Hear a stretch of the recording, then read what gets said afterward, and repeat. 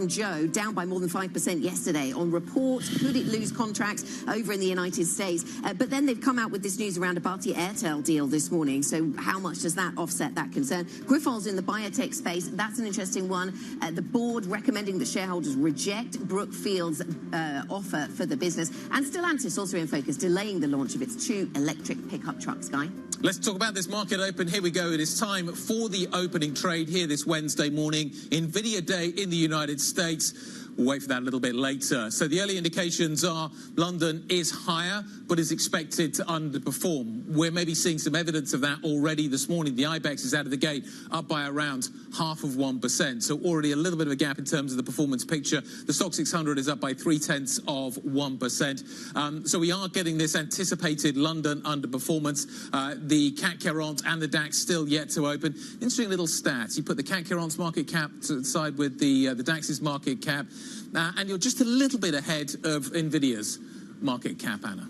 Right, yeah, that really does set up the stakes, doesn't it, for later on when we get those numbers out of NVIDIA. In the meantime, what do we do on these European equity markets? Well, we go slightly higher, a little bit of a catch-up, as we've been talking about, with the United States and the trade there yesterday. And all sectors, in that modest catch-up that we're seeing across Europe, all sectors are in positive territory. Not all geographies. The FTSE does underperform. In fact, it's entirely flat performance from the FTSE 100 today. But all of the sectors are higher, including, actually, basic resources. So despite the fact that iron ore prices were not standout, we do see that sector up by 0.7%, and technology also a little bit higher, in anticipation, perhaps, of NVIDIA, or maybe reacting to NVIDIA's share price move yesterday. It was a strong performer into its own numbers today. There's a possibility this morning that I'm not being very clever.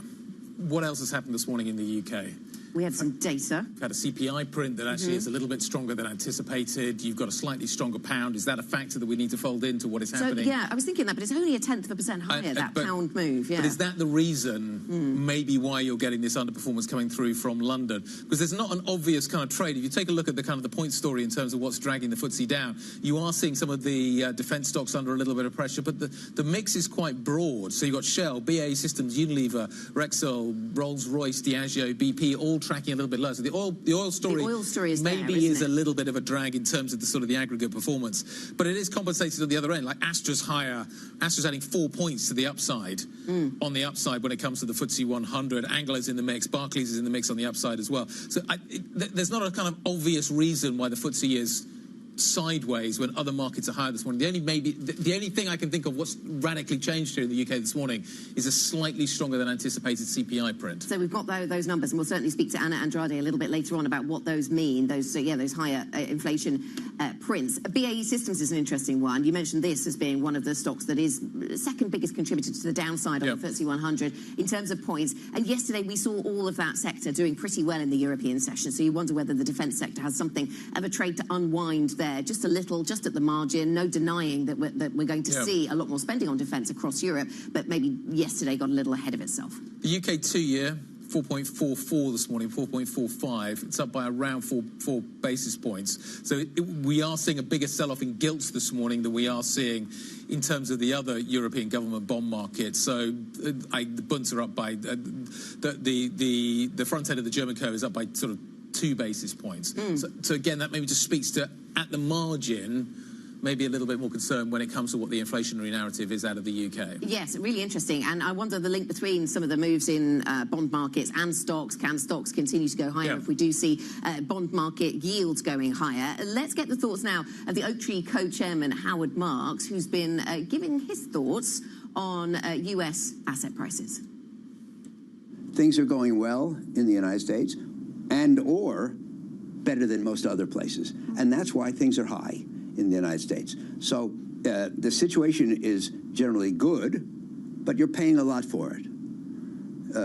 We'd like to get a good situation at a bargain price. It's rarely the case. I don't think things are crazy high now, and I don't think it's time to get out. Okay, let's carry on the conversation. Ispek Oskar-Deskaya, senior analyst at Swissquote, joining us now. Good morning. Howard Marks is not convinced that now is the time to get out of US markets, given the very high valuations that we're seeing right now. We've got NVIDIA reporting numbers a little bit later on. Do you agree with that sentiment? Do you have to stick with this market? Well, actually, if you're looking at NVIDIA, we also expect that the results will be strong this quarter around as well. The market expectation is around $33 billion worth of sales in the third quarter. The strong AI demand, the insane demand for the Blackwell chips, and the strong TSM results earlier this earnings season will hint at NVIDIA is going to announce another blowout quarter. And we actually think that $35 billion mark for sales is definitely within reach. So yes, there is reason to believe that there will be some good appetite for the U.S. stocks moving forward, especially knowing that the trade environment with Donald Trump's nomination as president of the United States just doesn't really increase appetite for the European stocks right now. Do you see any catalysts, any reason to get out of U.S. stocks right now? Valuations are very expensive. You look at Shiller's, you look at all kinds of different metrics of the market, and they are extreme right now. But there doesn't appear on the other side of the ledger to be a catalyst to sell, to get out of this market. Do you see one? Well, exactly. The valuations are pretty much the only concern for investors. But if you look at the U.S. markets versus the rest of the world, well, the U.S. valuations have been higher compared to the other locations for a while now. It hasn't been a turnoff for investors.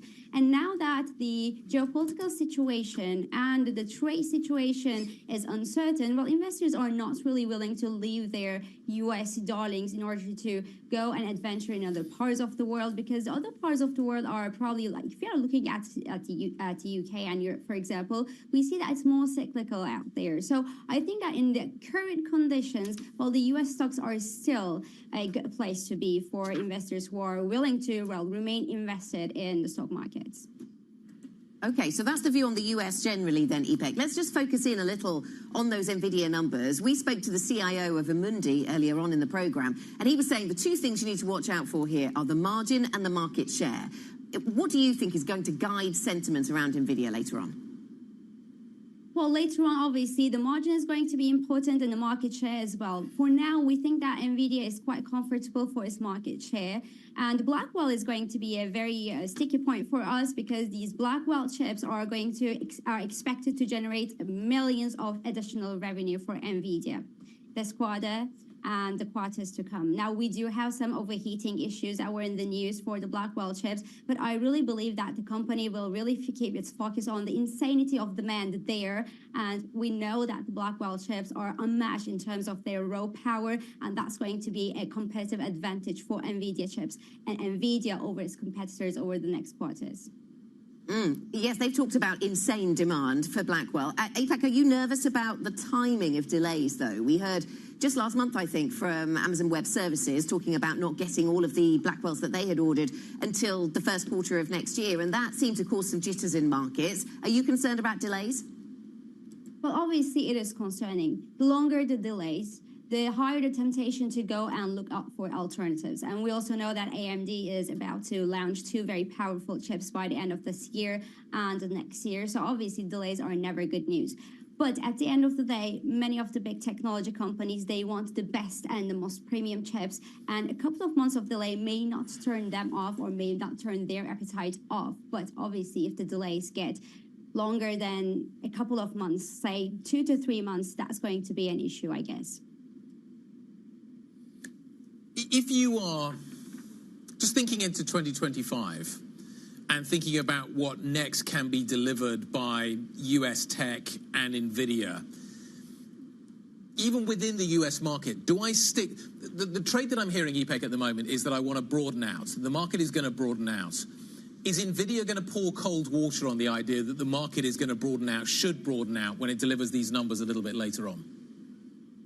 Well, you know, even good-looking numbers don't guarantee an impressive rally in NVIDIA shares anymore, because, yes, we also do expect this rally to broaden out from NVIDIA to competitors, because at some point we also expect to see some slower demand from big technology companies. And it does not mean that the demand for AI will slow down, but the other sectors and other companies are maybe looking for more affordable options than the premium NVIDIA chip. So there we expect this NVIDIA rally to broaden out to competitors and the technology rally to broaden out to the non-technology pockets of the market as well, especially with the prospects of lower interest rates from the Federal Reserve. Okay, so broadening on many fronts then. I wonder how broad your concerns or otherwise are about Chinese tariffs or US tariffs, I should say, on China. EPEC, how much does, or what's your assumed timing on when those arrive to dampen expectation in markets? Well, we are not much concerned, or not as concerned as before, regarding the Chinese tariffs, because the tariff situation against China has been mostly and broadly priced in. If you're looking at NVIDIA, for example, very specifically, in 2021, China stood for around 25% of NVIDIA's total sales. Last quarter, that amount was only 12%. And so the Chinese situation is not the major worry anymore. What's more concerning is universal tariffs. If US goes and starts imposing tariffs on other countries, then that's going to be a bigger issue for the international trade and for companies like NVIDIA, for example, that actually make, well, around 2/3 of their revenue from outside the US. EPEC, if that happens, I'm assuming that the Treasury yields are going to go higher. We're at, let's call it 4 and a bit now. We've been up at around the kind of 4.5 level. People are talking about 5. If we get to 5, does it make sense to buy bonds rather than equities? How close are we to that point? Well, actually, I think at 5% level, there's going to be a question to be asked between whether we would like to have a less risky U.S. Treasuries for 10 years or the S&P 500 or NASDAQ or other risky assets at the current valuations. I really believe that there is a possibility that we see that 5% level for the U.S. 10-year yields. And if we get to that point, I actually believe that that's going to pour some cold water on the appetite that we see for the U.S. stocks altogether, yes. Vincent, we were talking earlier, EPEC, about anomalies in European pricing, things that are just mispriced in Europe because US assets have done so well, thinking of stocks here primarily, US assets doing so well since Trump's vote into power. What do you see as really mispriced in Europe?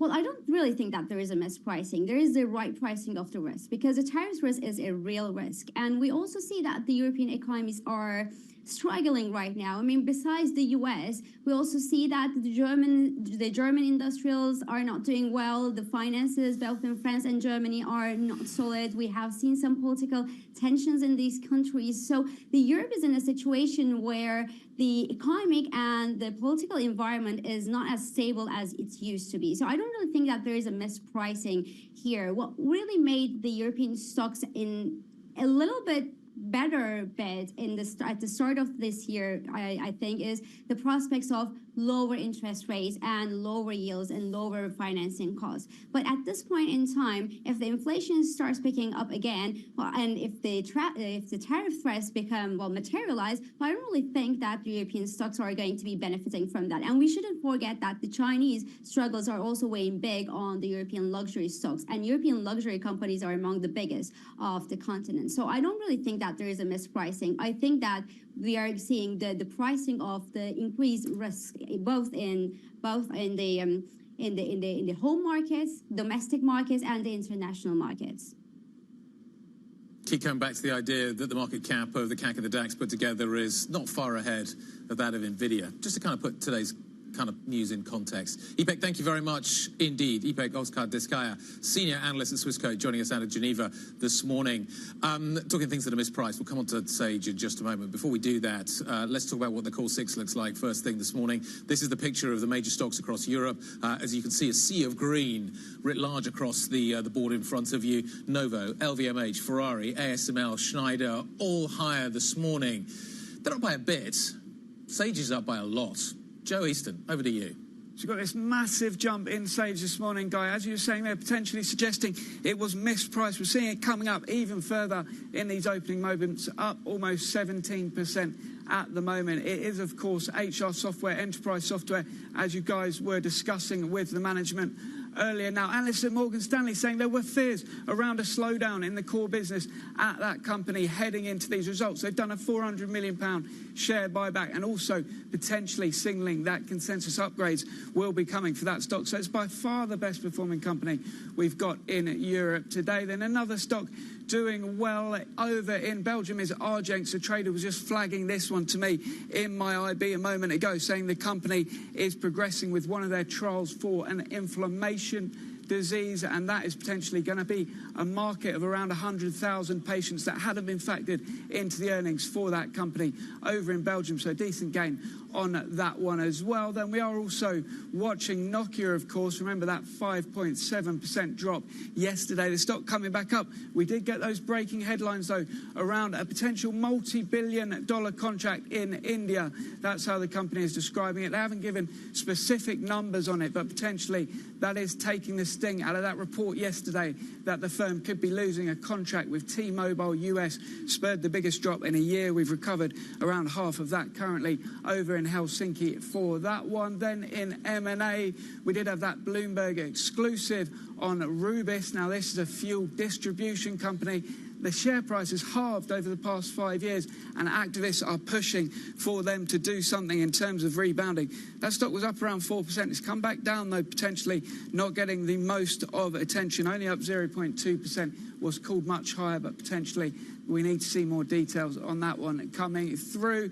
Then another one in healthcare, we've got Bavarian Nordic. Remember, this is the maker of an Mpox vaccine. It was the only approved Mpox vaccine, but there's competition concerns today because another company has got the WHO approval for their vaccine shot, and that is weighing very slightly on Bavarian Nordic today. And then staying in healthcare for this morning call on AstraZeneca. Now, that is a punchy one. They've been a long-term seller of AstraZeneca, but you'll remember Astra has slumped recently due to concern around a probe in China, and UBS saying that they think the Chinese government looks more favourably on AstraZeneca than the market is pricing in at the moment. So they no longer think you should be selling AstraZeneca today. That one coming up very slightly, up 0.4% as UBS upgrades to neutral. Joe, thanks very much. Joe Easton from our equities team with a host of stocks that are on the move this morning. If you're wondering where Kriti is, we should mention that Kriti Gupta is in Brussels at the European Business Summit, speaking live now with the Belgian Prime Minister, Alexander De Croo. They've been talking about global trade. They've been talking about what an incoming presidency, Trump presidency, will mean for global trade, what it means for tariffs. They've also talked about the Inflation Reduction Act, the CHIPS Act, what that's done for business in the United States and what Europe can learn from that. Let's just listen in to some of that conversation. I mean, a government first needs to decide what they do and what they don't do. A decision to say this, we're not going to do it, is also a political decision. So, and I agree with what you say. A big element of the success story of the United States, the last 20 years, but even before, is the strength of their capital markets. This is one of the main elements in the Draghi report, is that we do not have a common capital market at all. I mean, I've been finance minister in 2018, 2019. Big discussion then was the banking union and the common capital market. 5 years down the road, nothing really has happened in that domain, despite the good efforts of the finance minister. So one of the reasons is that that has become a very technical discussion, and we need to pull it away from the finance ministers, pull it back to government leaders to set the direction.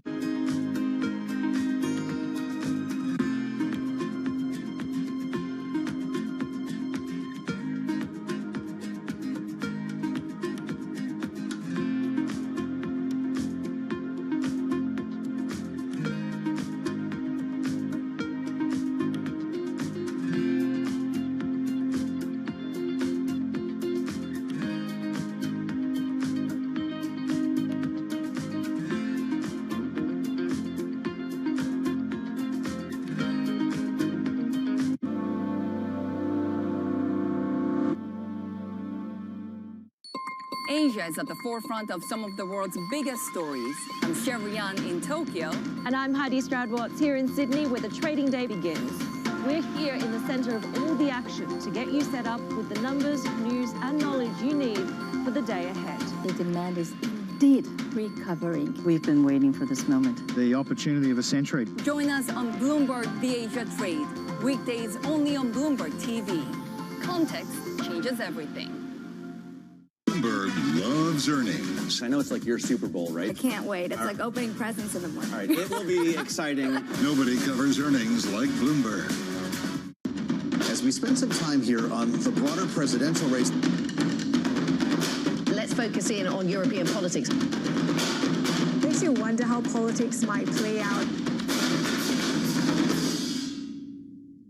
Jumpstart your trading day on Bloomberg Open Interest. 2 hours of single stock stories that are driving the opening bell action. We'll take you to Wall Street, Main Street, the C-suite, and beyond. These are companies that are growing their market. The great companies in the U.S. are the companies hitting the cutting edge. That's a different story. Get the inside track on what's buzzing in markets. With the players who are shaping the narrative. If you have bad earnings reports, you're going to get punished. They're not buying what the industry is selling. Join us on Bloomberg Open Interest. Every trading day, only on Bloomberg. From the world of politics to the world of business, Joe Matthew and Keely Lines deliver news, insight, and analysis live every trading day. Balance of Power live around the world every weekday, only on Bloomberg. David Weston, join me for the next generation of Wall Street Week, telling stories of capitalism from business, markets, economics, tech, and climate.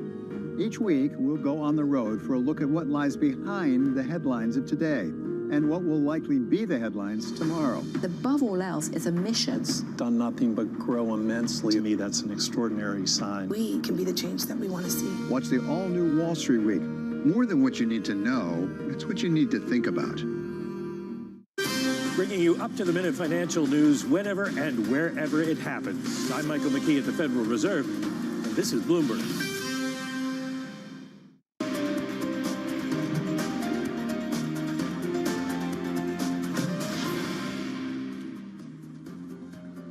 Welcome back to the opening trade. We are 21 minutes into a European session that it seems to be improving a little at the margin. US futures pointing higher as well, so seeing some upside in play here in Europe, up by 0.6% on the stock 600. Let's talk about some of the data we've had out this morning. UK inflation has accelerated more than forecast to above the 2% target, a pickup that keeps the Bank of England's officials on track for perhaps gradual interest rate cuts. Let's get more from Anna Andrade from Bloomberg Economics. Anna, good morning to you. So let's look in detail then at some of the inflation data we had out this morning. I mean, the jump in energy prices that is part of the reason here, I guess, was foreseen. What stands out to you as the surprise? Is it that, or is it the services inflation coming in a little hotter?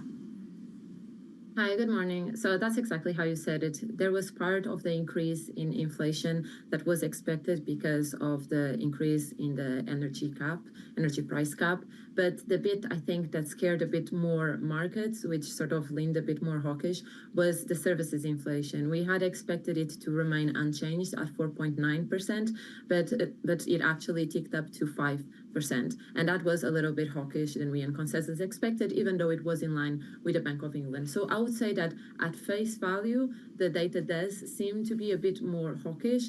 But once you start looking at the details in the data, and you actually see that it was volatile components like airfares and accommodation that drove part of the stickiness in services inflation, then you actually have a much more benign CPI print, because once you exclude those items and other volatile items like package holidays, there was actually a fall in the underlying measure of services inflation. So that will keep the BOE easing, I think, over the next year. I hear what you're saying. I'm reading out of a Deutsche Bank note this morning. Private rents surprised them. They're up by 0.8 month on month. Airfares are up 6.3% month on month. Education fees are also quite strong as well. The problem with the argument that this is benign is that this comes before the impact of the national insurance contributions, which are going to impact the service sector quite considerably, particularly as the hospitality sector has to factor it into its thinking and potentially raise prices around that. Isn't this just the calm before the storm in terms of what service sector inflation is likely to look like? Definitely. And I mean, by no means I meant to say that it was sort of a benign print. I was just saying that it was a little bit softer than probably the headline services inflation implied. I think you're absolutely right on the impact of the budget. I think that's one key reason why we're going to see services inflation falling at such a slow pace over the next year. You have mentioned the impact on education. I mean, we're going to have the introduction of VAT on private school fees, and that's going to take services inflation even higher. And then generally speaking, we're going to have looser fiscal policy and also the impact of the NICs and of the minimum wage, which will keep services inflation high. But I would also say that there are downside risks to that as well, because we still don't really know how the increase in these business costs are going to translate into the economy. There's one scenario where they're fully passed on to prices, and then inflation turns out higher than expected. But there's the other scenario where the opposite happens. So instead of pricing it along to prices, businesses just adjust their wage costs, and that can lead to sort of a bit higher unemployment. So it can be a bit dovish. So we're still going to have to wait and see how it plays out. But definitely, our baseline is that services inflation will tick up only gradually, and that will only give the Bank of England a chance to ease, but in quarterly steps. Anna, thank you very much. Anna Andrade from Bloomberg Economics, setting out, Guy, their expectation that we see quarterly cuts from the Bank of England, so 25 basis points each quarter. Next year is the sort of current assumption, but so much, I guess we lack a lot of visibility stateside, tariffs, all sorts of things. Interesting report out of the Resolution Foundation, and we talked about the flaws in the employment data in the UK a number of times on this programme, and they're pointing out this morning that they think that the British unemployment rate has been underestimated by almost 1 million people, according to this new report. The report suggesting that the employment rate has bounced back to pre-pandemic levels, worker inactivity is lower than thought, which perhaps pushes on this argument, why we are seeing some of these slight upside surprises on inflation. So the labour market is still relatively strong, and you are seeing upside surprises on inflation. That would be a recipe you would have thought for the Bank of England, definitely to sit tight and wait and see what happens, and trying to understand some of the effects that Anna's talking about there, which we still can't really compute, I think. But if the labour market is strong, and there's quite a lot of evidence around that. Certainly you talk to people kind of anecdotally within the service sector, and they talk about the fact that it's still very hard to find people to employ. You talk to a number of different kind of sectors, and they're sending a similar signal as well. It's hard to see that this is an economy that is in need of significantly easier policy. Yeah, and you wonder whether as we get towards the end of the year, this is the conversation that happens here in the UK and in the United States. How much easing do we really need from the Bank of England and from the Fed? A quick check on the markets then as we go to break. The stock 600 up by 0.6%. One of those businesses we've been talking to recently doing really well. Sage Group up by a considerable amount. Technology stocks up by just over 1%. Sage Group up by just shy of 16%. Coming up on the programme, the Norwegian bank DNB prepares for rate cuts and pressure on loan margins. We will be speaking to the company's CEO next. Just what preparation for rate cuts? We haven't seen them yet. Maybe they are coming, though, in Norway. We will be talking to Kirsten Brathen. That conversation shortly. This is Bloomberg.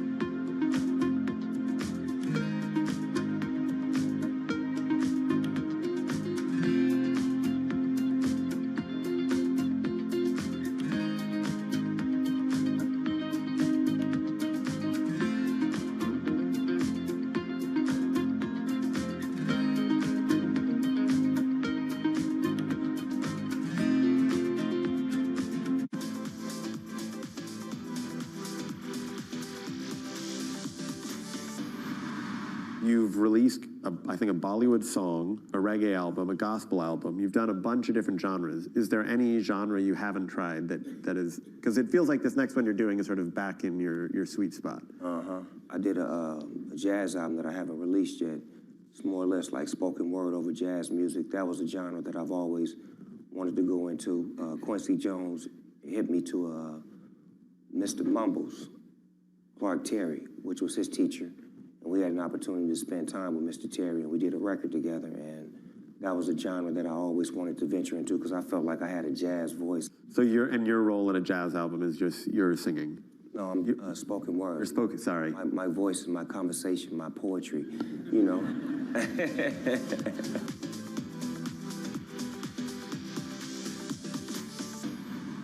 From our studios in New York and San Francisco, our expert hosts have the data and analysis about the companies you know and the startups to watch, plus the interviews you don't want to miss.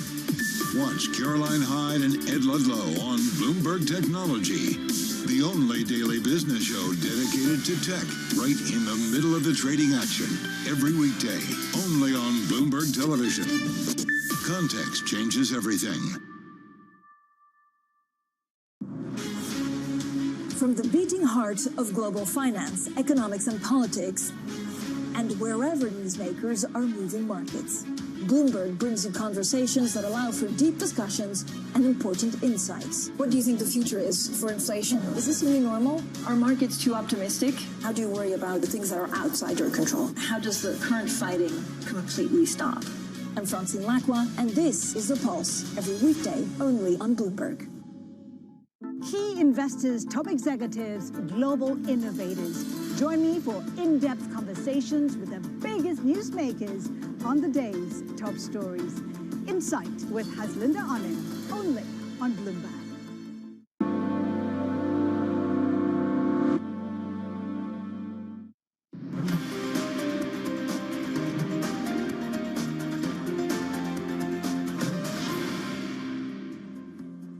Welcome back, everybody. This is the opening trade live from London, 30 minutes into today's session.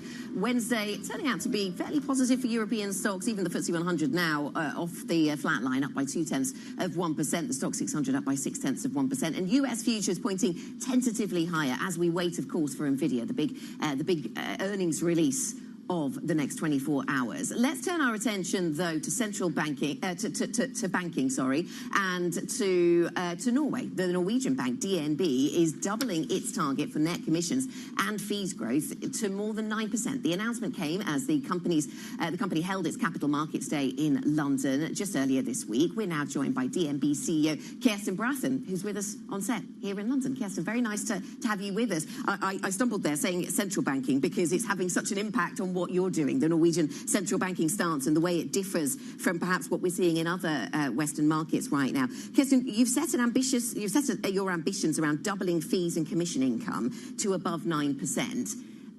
Other banks might be doing that because rates are coming down and they need to offset that with higher fees. I suppose you're doing it because you foresee that rates will be coming down at some point in the future. I think the main reason why we're foreseeing it is related to our strong positions and activity in the fee and commissions area. More notably, we have had and we still expect there to be structurally attractive growth around savings and investment area. We've recently announced an agreement to acquire Carnegie, which is a leading Nordic investment bank. And the synergies we expect from that and the ability to capitalize on market activity is the foundation for the increased ambition level in net fees and commissions, more so than the interest-related income, which will be impacted also by rates. And so thinking about it conceptually, structurally around your business, how big can fees get? Because lots of banks are talking about trying to increase fees and reliance on fees rather than the slightly less predictable interest income streams. How big can the fees portion be? Well, for years we have been targeting to grow our fees faster than our volumes, and we've been able to do that. Looking at the past 5 years, the average growth rate of our total fee and commissions have actually been 6.8%. If you look at the Carnegie transaction, when we receive approval and are able to merge, that will actually lift our fee base by 30%, bringing our fee-based income above 30% of the total revenue. I think you would find others who have a larger scale of fee-based income, which indicates there's no reason why we couldn't go higher.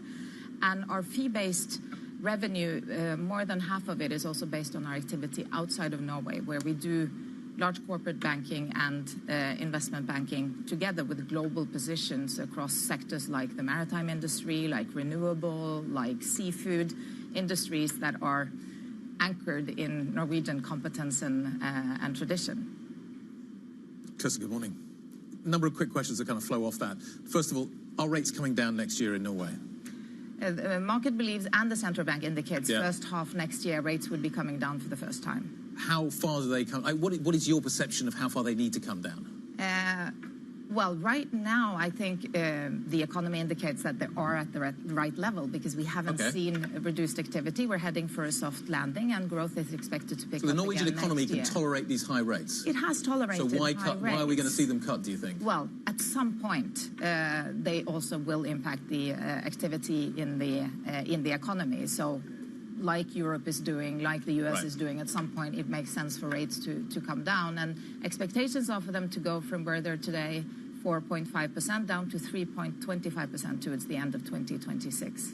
And what impact does that have on the Norwegian economy, do you think? Because as you say, we can tolerate these rates now, and we're doing okay, but rates are going to come down quite significantly. So what if, is it an offsetting factor, or does it actually, do we see a stronger economy as a result of that? We do see a stronger economy. Growth is expected to pick up again from next year, going north of 1%. One of the key drivers for this is expected to be growth in consumption. Wages will lead to growth in real wages for consumers, and corporate investments are believed to happen across many sectors as well. So there will be, again, a growing momentum in an economy which now is doing well, but also heading for a soft landing. Kirsten, you've mentioned a couple of times the sectors that are key to Norway and the economy there, and you mentioned a small open economy, and it is small open economies that often are cited as perhaps at risk from a Trump administration, tariffs being talked about a lot. What is your expectation and your level of visibility about how any of that is going to play out over the next year or so? Well, I wouldn't say that we have more visibility than others, and I think everyone would agree that the level of uncertainty is higher than we've been used to in the geopolitical arena for quite some time. I think the most important trading partner for Norway, so thus the most important economic area, is Europe. That's by far our largest trading partner. So, of course, there's a lot of discussions and considerations around how the U.S. economy, how the U.S. presidency might impact Europe, and of the discussions of the need for Norway maybe to go even closer in with Europe being currently a part of the EEA agreement and making sure that we are fully a part of the single market. I think that's one of the discussions that is ongoing. In general, if inflation in the largest economy in the world stays higher, rates stay higher, that would also have some impact. That's interesting, on Norway. because we see that conversation playing out in the UK with its very own different dynamics. But lots of voices suggesting that could another Trump presidency be an impetus for the UK and Europe to rebuild some of the ties that have been lost over recent years. Do you see more Europe then as one of the consequences of another Trump presidency? I think that could be one of the logical outcomes. I mean, is that what CEOs are talking about when you meet with business leaders in Norway? Does some of the conversation go to that? Clearly. I mean, the concern, I think, for Europe, for the UK, for Norway is future competitiveness. I mean, how do we compete in a market where there is a risk of increasing protectionism? It's scale of markets, size of markets that are becoming increasingly important in a world that is ever more about digitization and technology. And of course, Europe is together a strong economy, but the more diverse and differentiated we are, the more difficult it's going to be. So I think a stronger Europe, also from a financial and economic point of view, would be a good thing. Do we need stronger financial institutions? Do stronger financial institutions mean more consolidation? You talked about Carnegie earlier. More? Yes, we need stronger financial institutions in Europe. 10 years ago, the largest European financial institution was the same size of the largest U.S. institution. Today, you need 10 European institutions to match the largest American bank. So does that mean you need to do more deals? Well, we would be happy to look at opportunities and grow more in the fee-related income basis. As for our universal and broad banking, for us, Norway would still be our primary market. Okay. And thinking about what drives the business from here, we spent a lot of time talking about, NVIDIA earnings later on today, Kirsten, and just another opportunity, another reminder of the way that AI is delivering for certain sectors right now, and we wait to see how it delivers for others. How much is that a part of the conversation at DNB? How much are you factoring AI and that kind of tool into what you're offering to customers? It's a big part of the conversation, and I always like to say that technology is as much, if not more, about people and competence than it is about pure technology. We're using AI and the new generation AI in fraud detection, chatbots, and co-coding with very promising results. And we believe in a potential transformational impact, but currently this is still a smaller part of what we're offering. But modernizing the data, making full use of the power of data, and that all ties into the opportunities and potential related to AI. Kirsten, great to see you. Thanks for coming to see us this morning. Really nice. Kirsten Brother, the CEO of Norway's DNB. Let's carry on the conversation around what is happening with the AI story. Of course, today is NVIDIA Day. Anticipation is building. We're waiting for the quarterly results to come out a little bit later on. They come out after the bell. What is the state of play when it comes to the AI boom? We're joined by Tamlin Basin, who covers tech for Bloomberg Intelligence. What are we looking for? Yeah, certainly, Guy. I mean, this is NVIDIA Day, a lot of anticipation. So I think in terms of overall themes from management commentary today, we're going to be looking at where are we in this AI hype cycle. Where is demand going? Is demand sort of peaking in terms of the AI training? Is it trending towards maybe the inference, which is going to be the next wave of growth? Yep. And also, where are the pockets of demand coming from? Is it still the cloud service providers? Is it other enterprises which are really tumbling into this? Yeah, really incredible growth they've seen in supplying those customers. Where are they still supplying to? What are the key things that we're going to be watching for, the things that the market is paying closest attention to then when we listen to NVIDIA management? Yeah, so we're going to be looking for guidance for next quarter. So analyst expectations are very high. They are expecting some slowdown. The slowdown is kind of all relative for NVIDIA, which has been growing over 100% each quarter on quarter. So I think we're going to be looking at where's demand, where's sort of demand in terms of what chips that clients are looking for. Are they transitioning away from the Hopper towards the Blackwell? So a lot of like nuanced issues on where clients are looking to leverage their own products. You bring up Blackwell, that's the next iteration. There's some power issues around it, there's some heat issues around it, cooling issues around it. But expectation is that we are going to see very, very strong demand going forward. How important is Blackwell, though, in this next step? I'm starting to hear talk of diminishing returns coming out of the large language models, that actually the more compute power in, you don't get the same bang for your buck. Does Blackwell in some ways resolve some of those issues? How important is this to the next step? I think Blackwell is very important to NVIDIA. The way they sell it is, yes, Hopper was what really allowed you towards your path on accelerated computing, but Blackwell really is the next step. Blackwell does, they say, there were news reports about these heating issues, and yep. I think investors are going to be very interested on what NVIDIA has to say. They are expecting production to ramp in 4Q. They're expecting a few $1 billion in sales in 4Q. So I think looking really closely at what how management addresses these issues going forward. Yeah, the heating and the timing of those deliveries on Blackwell, really important. What about China? Because this is an area where I think that they've dialed back quite a lot of their exposure. They've already been impacted to some degree by some of the regulation that's been brought in by the US over chips. So what do we watch for in China? Yeah, and they have. They've really refined the way that they go to market in China. They've to address some of the US trade issues, they've really decreased their shipments to China, but it still remains a critical part of their data center business.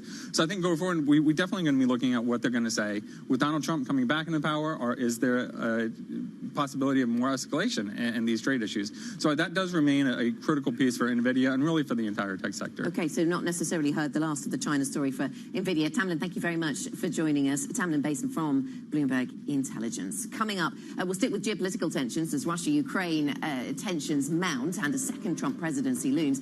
We will talk defense spending with Citi's global chief economist Nathan Sheets. Plenty of Washington experience to weigh in with that. This is Bloomberg.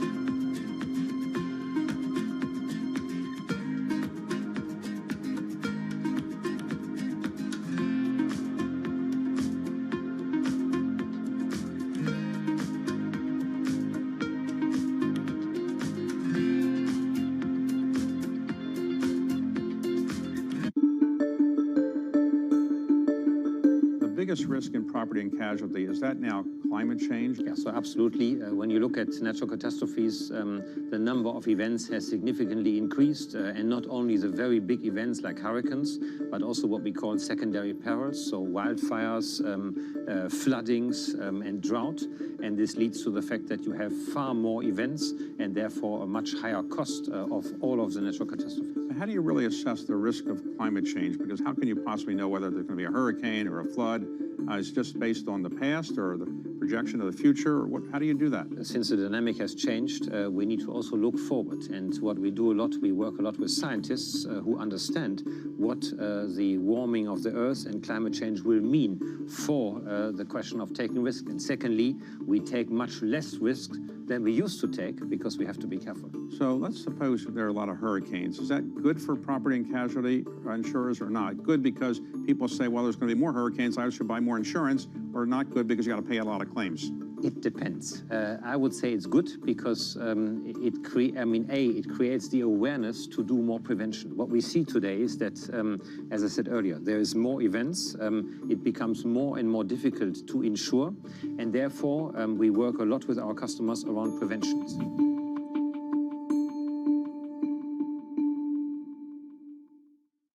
Always on the heartbeat of the tech spread across global markets. The real-time data aspect is going to be important. We're going to bring you expert analysis on that. Sure. Don't miss Bloomberg's interview with the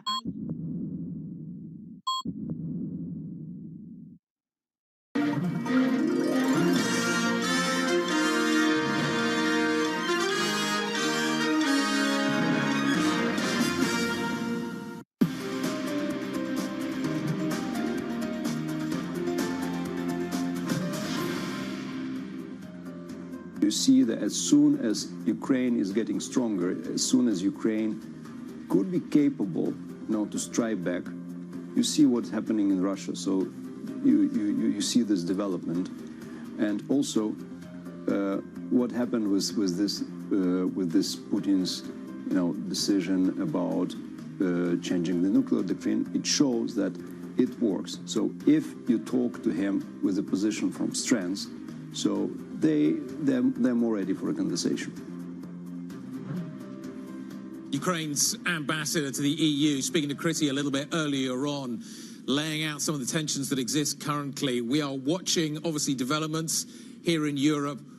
We're on tenterhooks, but an expectation growing that maybe even in a peace deal, we are going to see increased defense spending. So what happens in that kind of environment? Well, somebody's done a little bit of work on this, is Nathan Sheets. He is Citi's global chief economist. He's a former US Undersecretary of the Treasury for International Affairs in Washington as well. Nathan, welcome. Good to see you as ever. Good to be here. Is more defense spending a zero-sum game? I would like to think that there is scope, at least thinking of the Western democracies, that as we're spending more on defense, that we're providing some protection for ourselves and our way of life and defending against adverse outcomes. But if it is about a zero-sum game, the key question, and this is what I worry about as an economist, is how are we going to pay for it? Sure, so that's what I mean. That's the unanswered question with more defense. If it is a zero-sum game, then you're in a situation where you've got something else has got to give. Yes. Does something else have to give? Is it welfare payments? Is it the what gives in a world where we see higher defense spending? You know, it seems to me that in a lot of these countries, we've cut discretionary expenditures significantly. And quite candidly, if something's going to give, in my view, it's probably got to be higher taxes.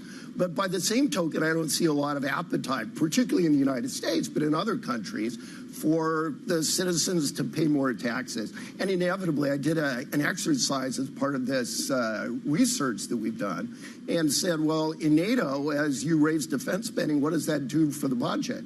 And it turns out that it raises the budget deficit essentially one for one. It's not paid for. We're not making these tough choices.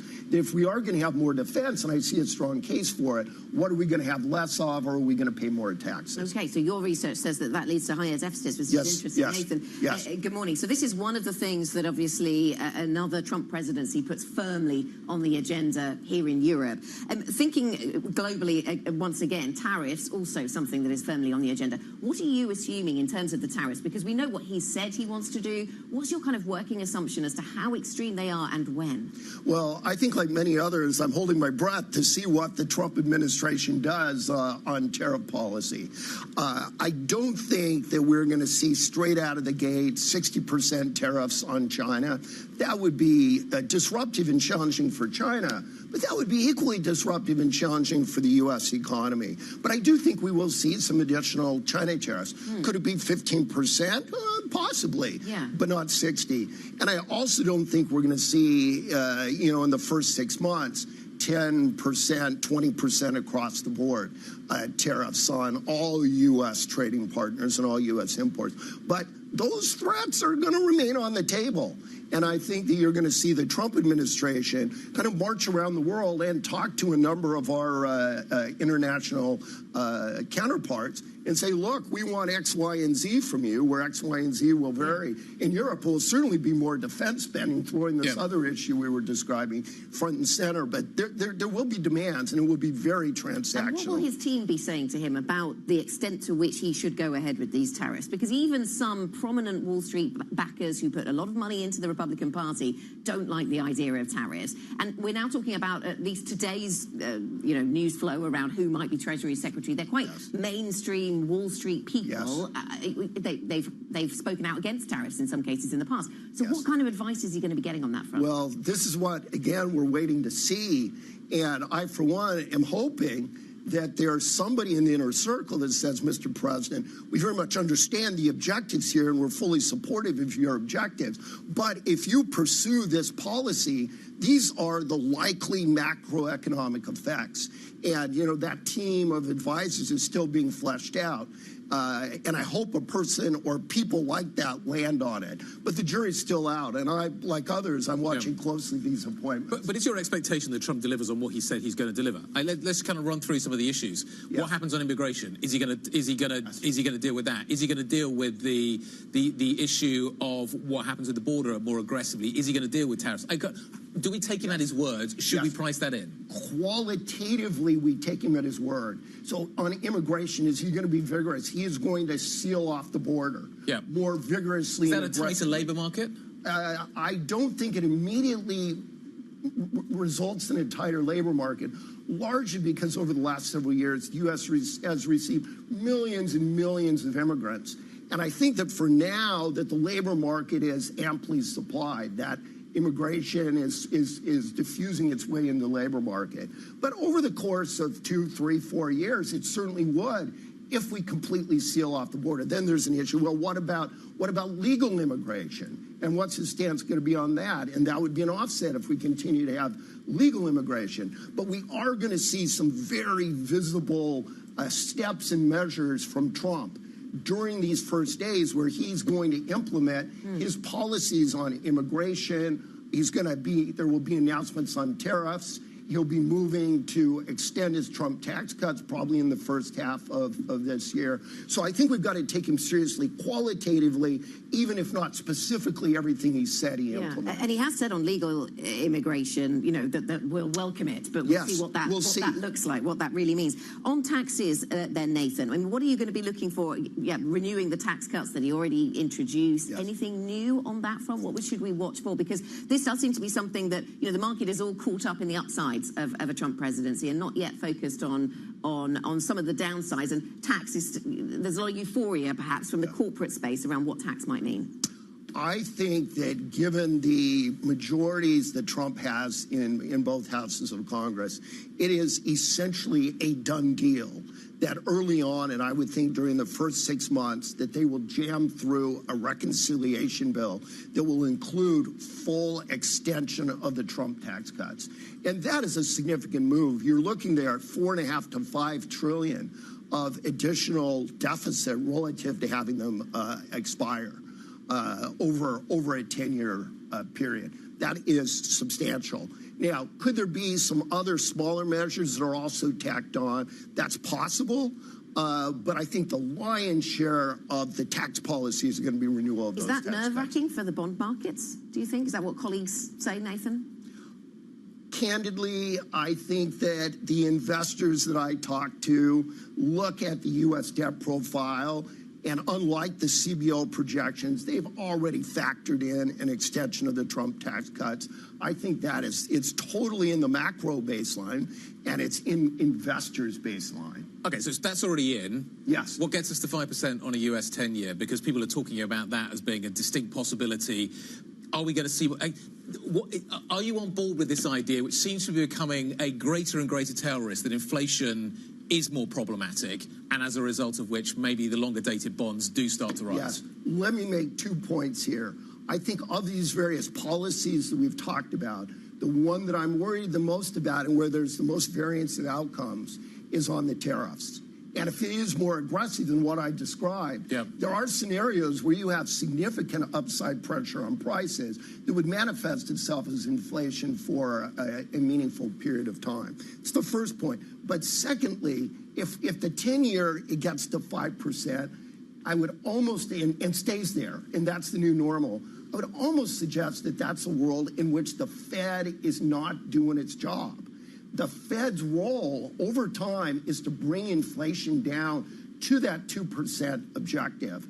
And I don't see it get to 5% within, maybe it's the Fed's got to be so tight, and maybe it is all along the curve, and it's not, it's the real curve and not the nominal curve. But I think as long as the Fed is credible and Trump lets the Fed do its job, which is another question, right, that we'll see rates below 5.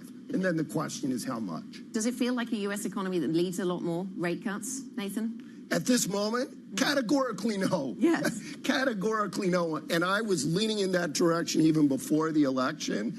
But, what have we seen? Strong U.S. consumer. We've seen a couple of two-year employment reports. And it's not screaming, stimulate me right now. No. Right? Great to see you. Good to see you. Thank you. Thanks for stopping by. So more defense spending in Europe. I think we should be ready for it. Okay, that's the takeaway. Nathan, great to see you. Nathan Sheets, Global Chief Economist at Citi. Thank you very much indeed. We've got a lot of things coming up today. We kind of conclude with NVIDIA. That's the kind of the main event. But there's a few things before that. Let's not bury the lead then and then mention NVIDIA. You'll see that on in the middle of your screen there. So NVIDIA earnings, that is certainly going to be... What was the stat you had earlier, Guy? That it's if you put the market cap of the CAC 40 and the DAX together, you are basically a little bit ahead of the NVIDIA market cap. So this is like the entire DAX and entire CAC reporting on the same day. Excellent. In terms of market cap impact. There we are. So nothing to see here then, perhaps. ECB wage data. We'll get some of that a little bit later on today. But NVIDIA is the big story. The ECB's Lagarde speaking. We'll hear from the Bank of England as well. Ramsar's going to be speaking. I think some Fed officials after speaking. This very strong inflation data. I wonder if the Fed officials think that the economy is screaming "stimulate me" right now, as we were just discussing with Nathan. An interesting one. Certainly, the UK economy doesn't maybe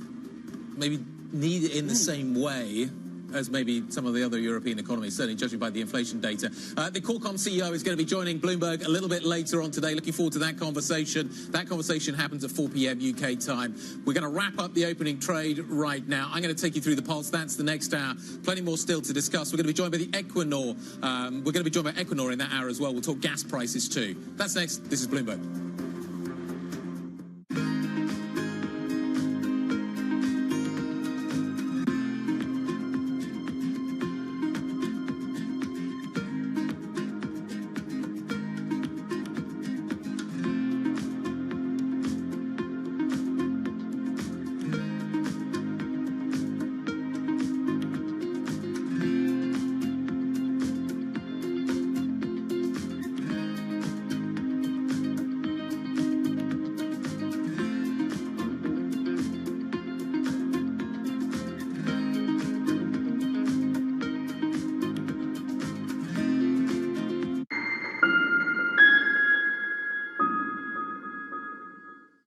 This is Bloomberg Daybreak Europe. I'm Tom McKenzie in London. These are the stories that set your agenda. Taking you from the U.S. market's close to the overnight session in Asia. We'll walk you through what you need to know to kickstart the European trading day. Live from our European headquarters, we bring you the day's top market-moving stories, unmatched expert analysis, and on-the-ground reporting from across the continent. Tune in to Daybreak Europe, only on Bloomberg Television.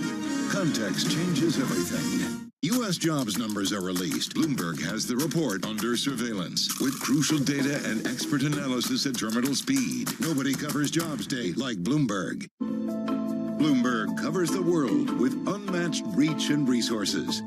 From more than 120 countries, the moment news breaks, 24 hours a day. Bloomberg, context changes everything. The countdown is on. Everything you need to get the edge at the end of the market day. Big tech earnings kick off later this afternoon. Gilead is coming out right now. We have take two numbers. Back to the markets, right? Our bread and butter. NVIDIA is one of the best stories in the tech space. That actually matters a whole lot more. It might shock some of your viewers. You're watching The Close. Get ahead of tomorrow's trading with The Close. Weekdays on Bloomberg. Context changes everything. Good morning. This is Bloomberg Surveillance. Welcome back to the opening trade. This is Bloomberg Technology. This is the Asia Trade.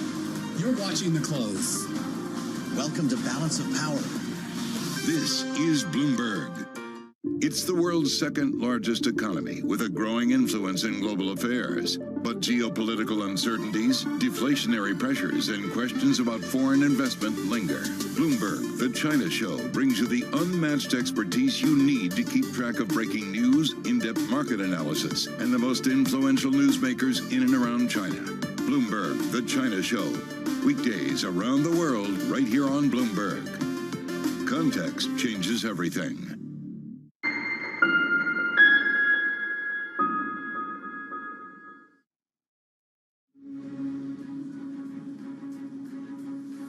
The Russian President Vladimir Putin is reportedly open to discussing a Ukraine ceasefire with President-elect Donald Trump. Ukraine's EU ambassador telling Bloomberg that the report shows the United States was right to send Kyiv long-range missiles.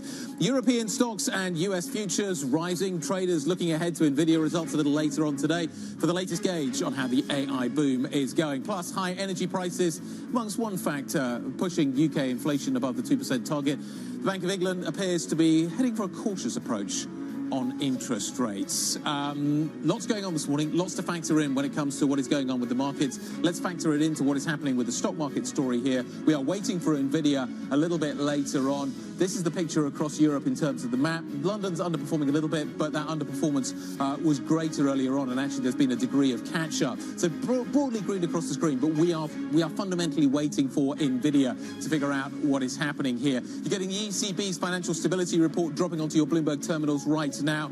Economic growth still fragile, trade adding to uncertainty. I think we probably knew all that. Rising concerns about sovereign debt sustainability is another factor that is flagged as well. Debt to GDP ratios, they're a little high here in Europe, particularly considering that we may be having to spend a little bit more money on defence spending going forward from here. Cross asset, we look a little bit like this. Just run you through the numbers and figure out what is going on. You are looking at a story that shows S&P futures a little bit higher, but not by much. We saw a decent rally yesterday afternoon. We're on offer when it comes to the US 10-year. Sterling is a little softer as well, which is interesting considering we've had stronger inflation data out of the UK. We'll come back to that. Copper is up by 0.3%. We've got lots to talk about. Let's get right into it and start the show.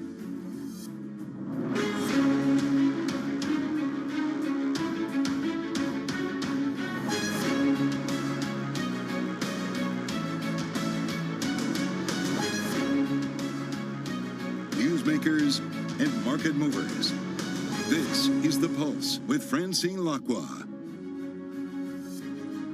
This morning it's me. Good morning. Welcome. You're watching The Pulse. I'm Guy Johnson in London.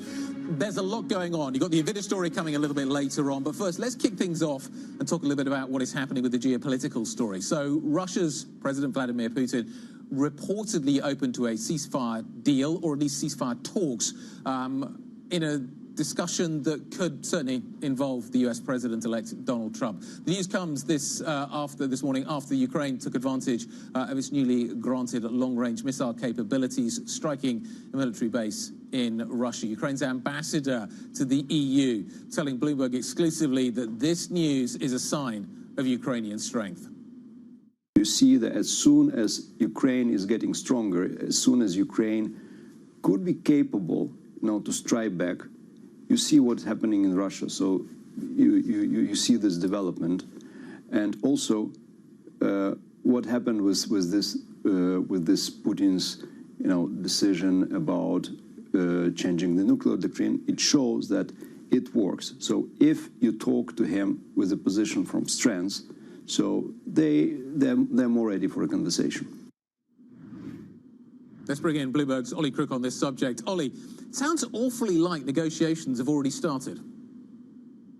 Yeah, Guy, listen, this is a sort of consequential report from Reuters out this morning, if it is in fact accurate. They're citing a number of Russian officials and former officials, but basically this boils down to the idea that Putin is open to beginning to have talks about a ceasefire deal with Donald Trump, the president-elect of the United States. The reason that this is significant is while we've heard sort of broad ideas about what Russia wants and what Ukraine wants, we have not had very sort of specific drilling down into what the Russian position is on negotiations, and we got some of that from this report. So the first is that there may be room for negotiation over the carve-up of the Donetsk, Luhansk, Zaporizhia, and Kherson regions. That is the first time we're hearing about that from the Russians. They may also be open, we understand from this reporting, to withdrawing some troops from other parts of Ukraine, right? These are sort of the outlines of a potential beginning discussion point. There's also, of course, the opposition to Ukraine ever joining NATO. This has been a sort of bone to pick from the very beginning of this invasion of Ukraine for Vladimir Putin. Also, the fact that the sort of Biden has provided these missiles, some of these officials are saying, may make the negotiations a little tougher. We should make a number of caveats here, Guy. For the first sort of point is that this is sort of very far away from actual talks, from actual negotiations. That being said, with the Trump presidency, any timeline that we may think we have on what these talks could be or their sort of course or their pace may be completely, blown up. There's going to be high objection from the Ukrainians on this. This is a non-starter on many, many points. But again, significant if this is true, because this begins to stake out the outlines of the Russian positions, the negotiating positions for a possible ceasefire and potentially, ultimately, an end to the war. We're getting some lines coming out of Interfax right now. Russia doesn't want to freeze the conflict in Ukraine. It's certainly one of the lines that stands out. But we are talking about, and the Reuters report flagging this idea that potentially the various permutations of how land could ultimately be distributed could be on the table, which I think is really interesting. The fact that they don't want to talk about it suggests that maybe it is a significant part of the conversation. The last 24 hours, though, has been almost a prelude, it feels like, to discussions. It is normal for Russia to escalate a situation before it goes into talks. This feels like it's a playbook that we've seen before from Putin. But the last 24 hours have been hugely consequential, nevertheless.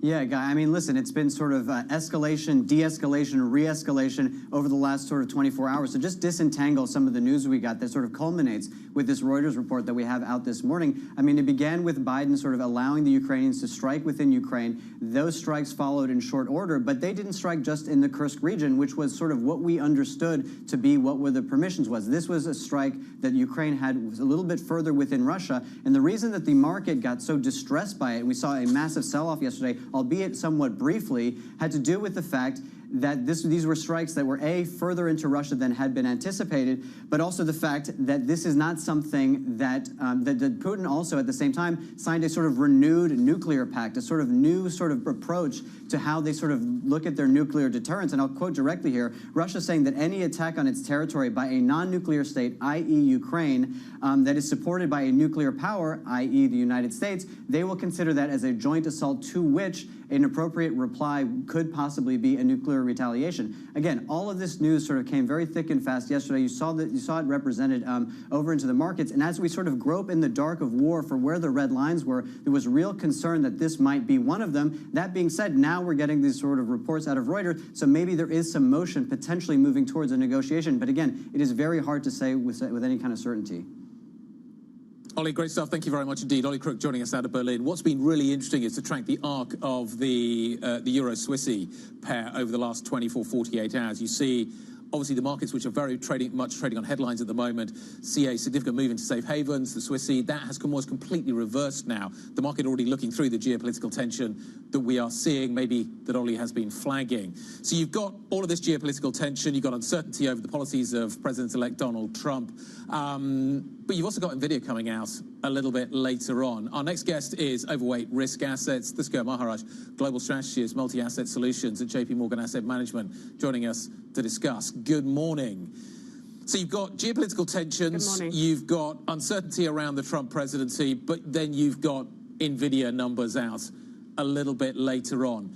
In terms of how you're thinking about the various risks around the various things that are happening right now, does NVIDIA stand out as the major risk in terms of wanting to be risk on right now?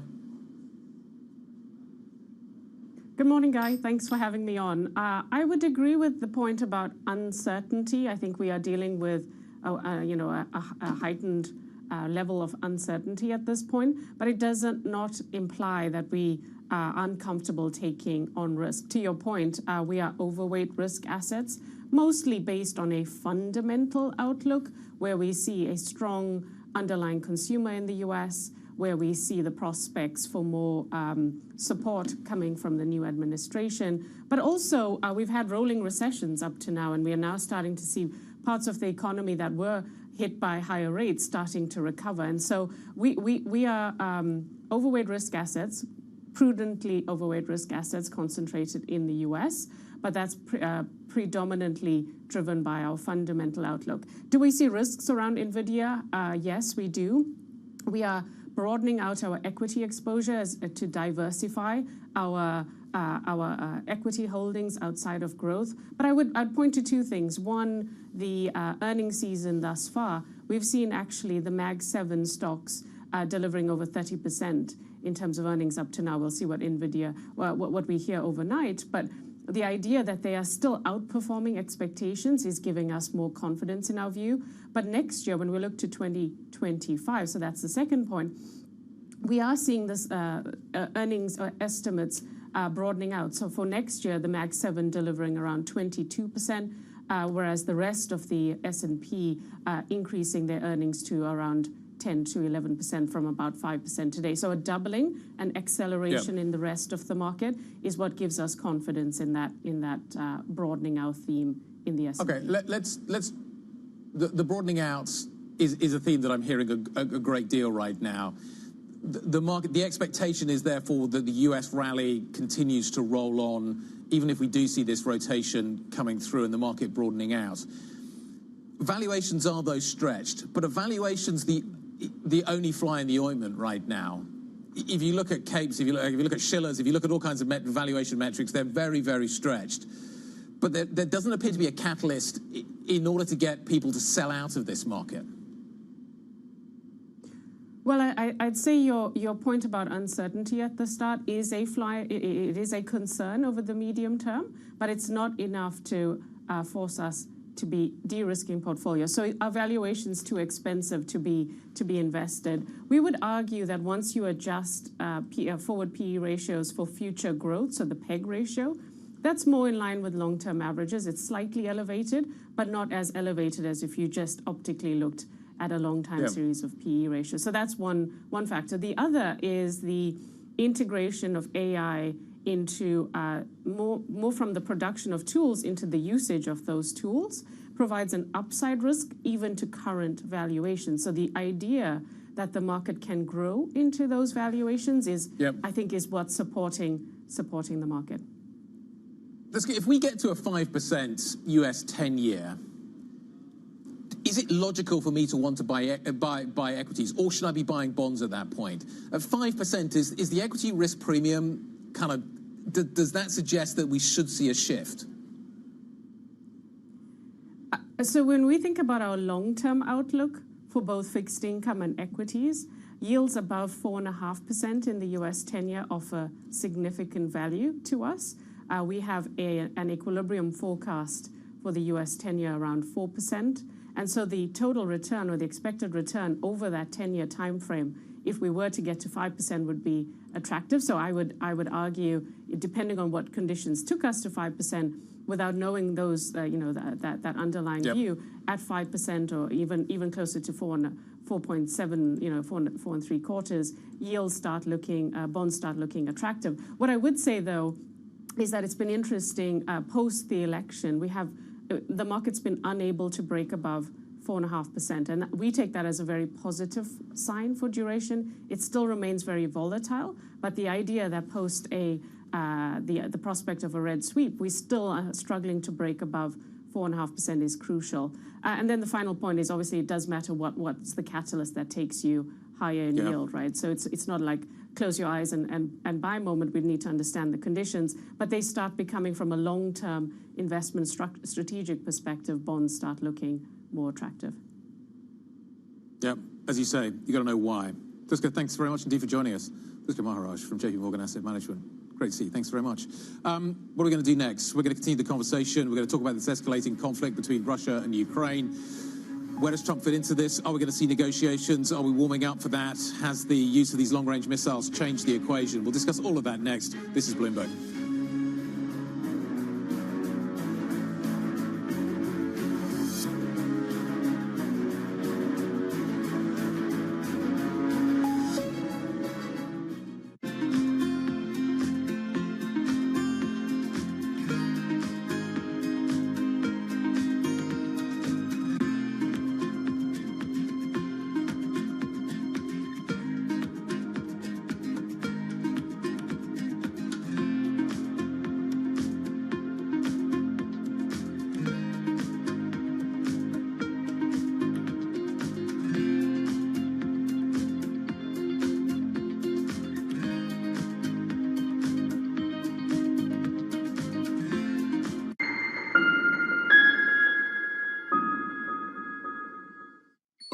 Asia is at the forefront of some of the world's biggest stories. I'm Sherrian in Tokyo. And I'm Heidi Stroud-Watts here in Sydney, where the trading day begins. We're here in the center of all the action to get you set up with the numbers, news, and knowledge you need for the day ahead. The demand is indeed recovering. We've been waiting for this moment. The opportunity of a century. Join us on Bloomberg The Asia Trade. Weekdays only on Bloomberg TV. Context changes everything.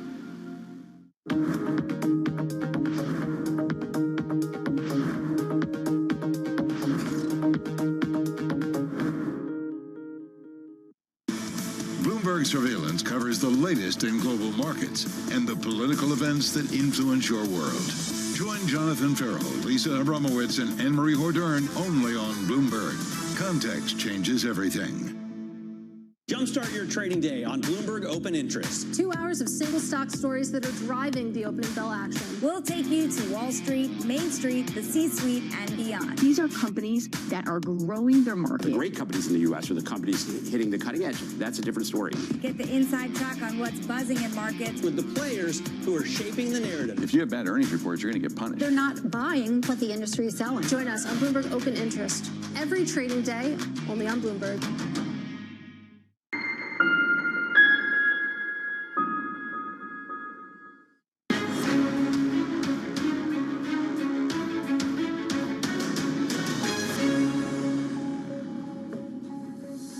Minutes past the hour. Welcome back. So within the last couple of minutes, the Kremlin has claimed that it doesn't want to freeze the conflict in Ukraine. There's been some suggestion that's ultimately where we are heading for. Let's discuss this a little bit more.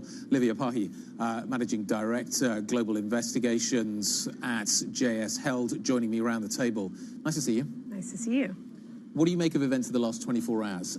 Is it an escalation of what we're seeing, or is it a prelude to talks? We've seen really an escalation taking place over the past few months. We've seen that with Ukraine making incursion into Kursk, and also with Russia deploying troops from North Korea. So actually, this is really a kind of build-up to what could be negotiations taking place when Trump arrives as president in January. Trump said he'd have it sorted really quickly. Is that going to happen? I mean, as we know, Trump, there's a lot of bluster, a lot of words, but certainly if you look at the different policy priorities of Trump, it's, tax, immigration, Middle East. Yep. Ukraine is not really top of the list. Certainly if he can make a deal and it's easy, he'll go ahead and do it. If there's complications, I don't see it happening immediately, and certainly I don't think it's where all of the initial energy is going to be on. So there's this growing expectation that this is a conflict that ends in 2025. Are we over our skis in that thinking? Absolutely. I think it's really unclear yet what's going to happen. We have to keep in mind that Putin's demands are extremely ambitious. It's not only territorial issues, but really security issues is the main priority for Putin, and that is an unarmed Ukraine that doesn't join NATO, and that is going to be very difficult for the Ukrainians to accept. What does this mean for Europe?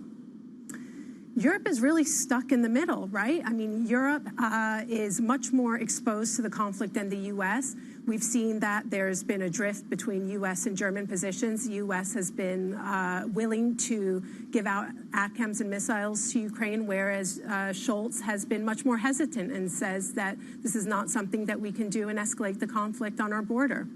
So is that something that, if you were to see a change in German government, would that be something that you would expect to continue? If the conflict continues, is that something that we should expect to continue? If the conflict has a greater duration, is Europe going to find it harder and harder to resist sending bigger and bigger weapons into the conflict zone? I mean, Europe's very much divided. We've seen France and the UK, they've been hesitant on whether to support Ukraine. Whereas inside Italy, for instance, there's much more division on whether to support Ukraine or not. I think how united Europe will be on it is a big question. Certainly, they are trying to protect Ukraine and also de-escalate the conflict. That is Europe's priority at the moment. But in terms of Europe's defence spending priorities, does this imply more money needs to be spent on defence? Absolutely. If you think about the way that the budgets are going to work. Absolutely. This is certainly a priority where they're going to have to be thinking about how are we going to contain this conflict. And what do you think the answer that they will ultimately come up with is? I mean, I think what we see is, certainly we're going to have to hold out until the elections take place. Yeah. Then afterwards, I think there probably will be more support and more spending for Ukraine. How significant a shift has the arrival of North Korean troops in Russia been? How significant a shift does that portend in terms of the way that this conflict is likely to develop? I think what the North Korean troops signifies is what this war is about, that this is ultimately a proxy war between... So we're back to Cold War, Exactly. So in many ways, it's not...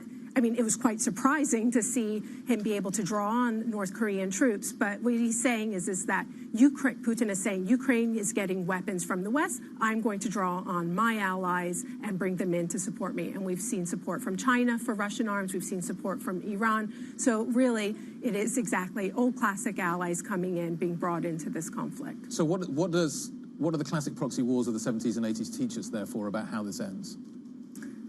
What it teaches us is that this is not going to be resolved probably in the first 6 months of 2025, and that really, actually, what we are likely to see is that it could be protracted for quite a bit longer. Like the history from that period would suggest that it's a very messy solution that ultimately gets dealt with. Yeah. If you think about what happened with North Korea, or you think about the Korean War, or you think about into Vietnam, all of those sort of conflicts, Afghanistan, all of these conflicts result in a very messy endgame. Exactly. Is that where we're going?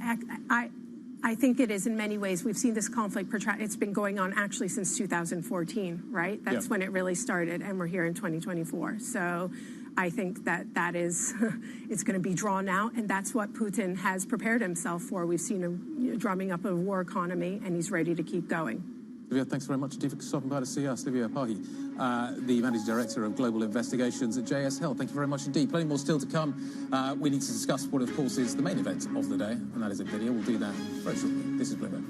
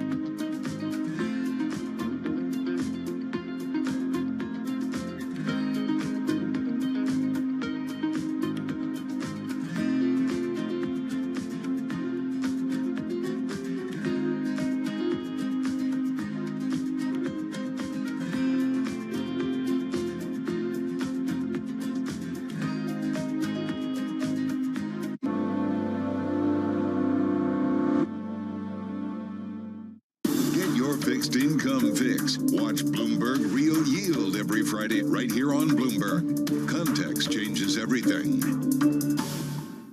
David Weston. Join me for the next generation of Wall Street Week, telling stories of capitalism from business, markets, economics, tech, and climate. Each week, we'll go on the road for a look at what lies behind the headlines of today and what will likely be the headlines tomorrow. Above all else, it's a mission. It's done nothing but grow immensely. To me, that's an extraordinary sign. We can be the change that we want to see. Watch the all-new Wall Street Week. More than what you need to know, it's what you need to think about. There is this real momentum from Wall Street. We are basically deep in the European earnings season. Take a look at how we're faring when it comes to Asian markets. From our studios in New York and San Francisco, our expert hosts have the data and analysis about the companies you know and the startups to watch, plus the interviews you don't want to miss. Watch Caroline Hyde and Ed Ludlow on Bloomberg Technology, the only daily business show dedicated to tech, right in the middle of the trading action, every weekday, only on Bloomberg Television. Context changes everything. As we spend some time here on the broader presidential race, let's focus in on European politics. Makes you wonder how politics might play out.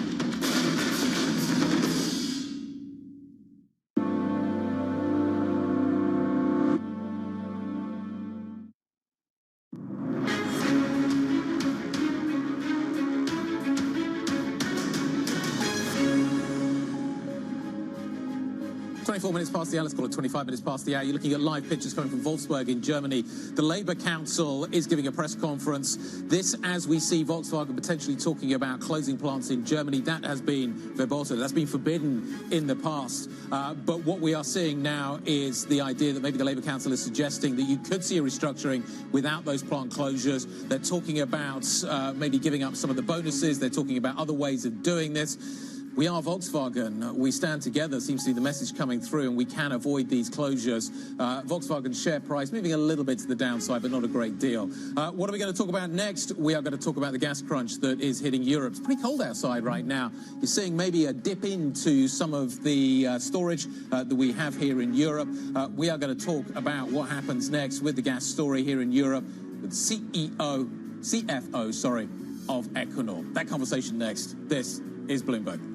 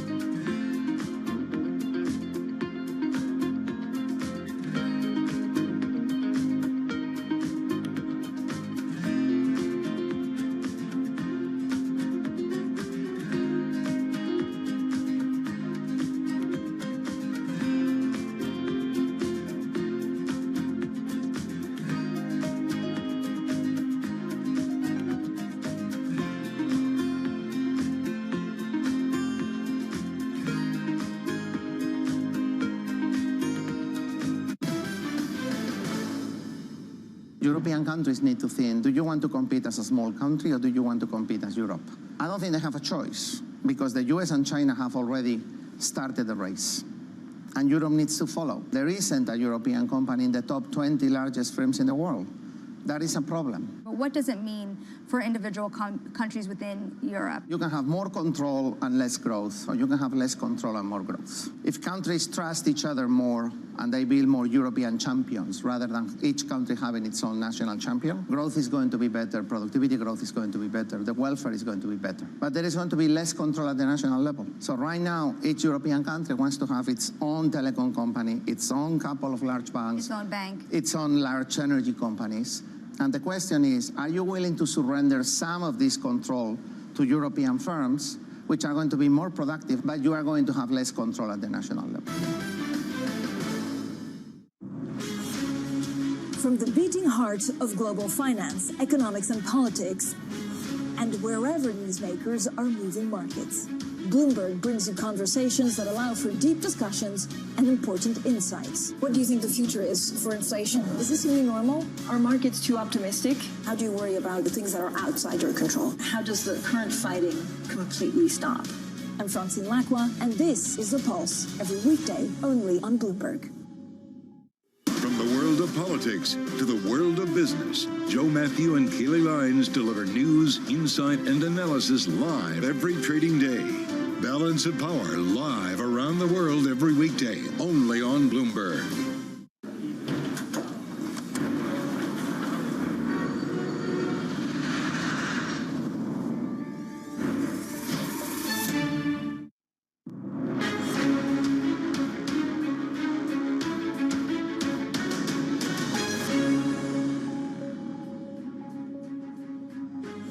Let's call it 6:30. Good morning. You're watching The Pulse. I'm Guy Johnson in London. Let's run through your top stories of the morning. The Russian President Vladimir Putin is reportedly open to discussing Ukraine's ceasefire with President-elect Donald Trump. Ukraine's EU ambassador telling Bloomberg the report shows the US was right to send Kyiv long-range missiles. European stocks and US futures ticking a little bit higher. Traders, of course, looking ahead to the NVIDIA results which come out after the bell. We're trying to judge what is happening with the AI boom. NVIDIA had a really strong session yesterday, plus high energy prices, plus pushing UK inflation above the 2% target, keeping the Bank of England on course. Very cautious approach, a gradual approach, I think is the right language when it comes to interest rate cuts coming through next year. Part of the mix in the inflation story was very much what was happening with that energy story. We've highlighted that. There are other factors in the mix as well. What's happening with education, what's happening as well with property prices. But energy prices rising is a story that we're seeing across Europe. And it's cold outside. And that means, once again, gas prices have been pushing a little bit higher. We're retreating maybe off some of the highest levels of the year. We're watching what the geopolitical story is looking like. That's going to be a factor as well. Rachel Morrison, our team leader for gas, power and renewables in Europe, joining us around the table. What's moving prices right now? Is it because it's cold outside? Is it the geopolitics? Is it just the mechanics of delivering gas around Europe? What's going on? There's so many things contributing at the moment. One of the biggest things that we're watching is what's going to happen to the transit gas deal that ends at the end of the year. This is transiting Ukraine? This is gas that transits Ukraine, Russian gas that transits Ukraine and comes to Europe. So when that deal ends, we're trying to figure out, as is the rest of the market, what's going to happen to flows. And that's a big driver. And obviously all the geopolitical events, the things that you mentioned in the intro, what's happening with a potential ceasefire, all impact what could happen to those flows. And then, of course, LNG, Europe is looking to make sure that if anything does happen to the flows and we don't see any gas from January the 1st, that LNG will still arrive and that we'll still have enough gas, and looking at storage for next year too. So all these factors are what are sort of keeping prices elevated at the moment. Is the price telling me that there is a concern around there being enough gas? What is happening with storage? Do we have enough there? We're dipping into it already. What does the outlook look like if we extrapolate forward? Yeah, that's been really interesting to see that already at this time of year, we're using gas up from storage quicker than we usually do. So what that kind of means, not that we're not going to have enough gas this winter, but that gas storage levels could get really low. So the refill, the task to refill next summer is greater. And we're seeing that show up in prices. So summer prices are really high, and that's incentivizing people to not put gas in storage. So the next big question that we're asking is, will governments step in to fill those storage sites? What will happen with prices this high for the summer? Interesting. Still, we're not the kind of super high prices we were at, but it's interesting to see them creeping higher, significantly higher. Rachel Morrison, our team leader for gas, power and renewables in Europe, joining us around the table. Also here is Torgrim Reitan, CFO of the Norwegian energy firm Equinor, Europe's biggest natural gas supplier, as if by magic. Nice to see you. Good morning and good to see you guys. What do you make of the gas prices that we're seeing at the moment? Well, first of all, I mean, we are currently seeing, a rather tight market coming into the winter. And we see that, gas is drawing from storages more than expected already. And that is driven that there is an increased competition for LNG cargoes for the time being. Yep. So the European market has become an LNG price market, and that is really what we are facing. So there's a competition between Asia and Europe as such. But I think it's very important for me to say that as an energy provider to Europe, it is extremely important for us that we are a reliable producer, and we sort of see to that we are in the market with our gas, fully committed to supply Europe in a potential cold winter. Rachel raised the question, what do you think happens when the transit deal ends across Ukraine? Yeah, it is clearly a big question. There is, 14 BCM coming through Ukraine, which is in a way limited in a total market of, say, 370 BCM. But it illustrates how fragile it is, because 14 BCM is not that much in the big scheme of things, but in a fragile market, it can really drive prices both ways. So we are clearly monitoring that situation very, very closely, but ultimately it will be sort of have to be compensated by LNG imports. We will produce at maximum during winter, so it will need to come from LNG and competition for an LNG. But that's a global market. That is a global market. And that means that Europe competes with China, it competes with all kinds of other areas within the world. And you actually see today that sort of the price difference between Asia and European market is very tiny for the time being. It used to be higher because a longer way to transport it to Asia than to Europe. So clearly Europe is buying LNG for the time being. So very important to monitor demand in Asia and China in particular, because that will set the price for the European gas markets. Can we rely on the United States?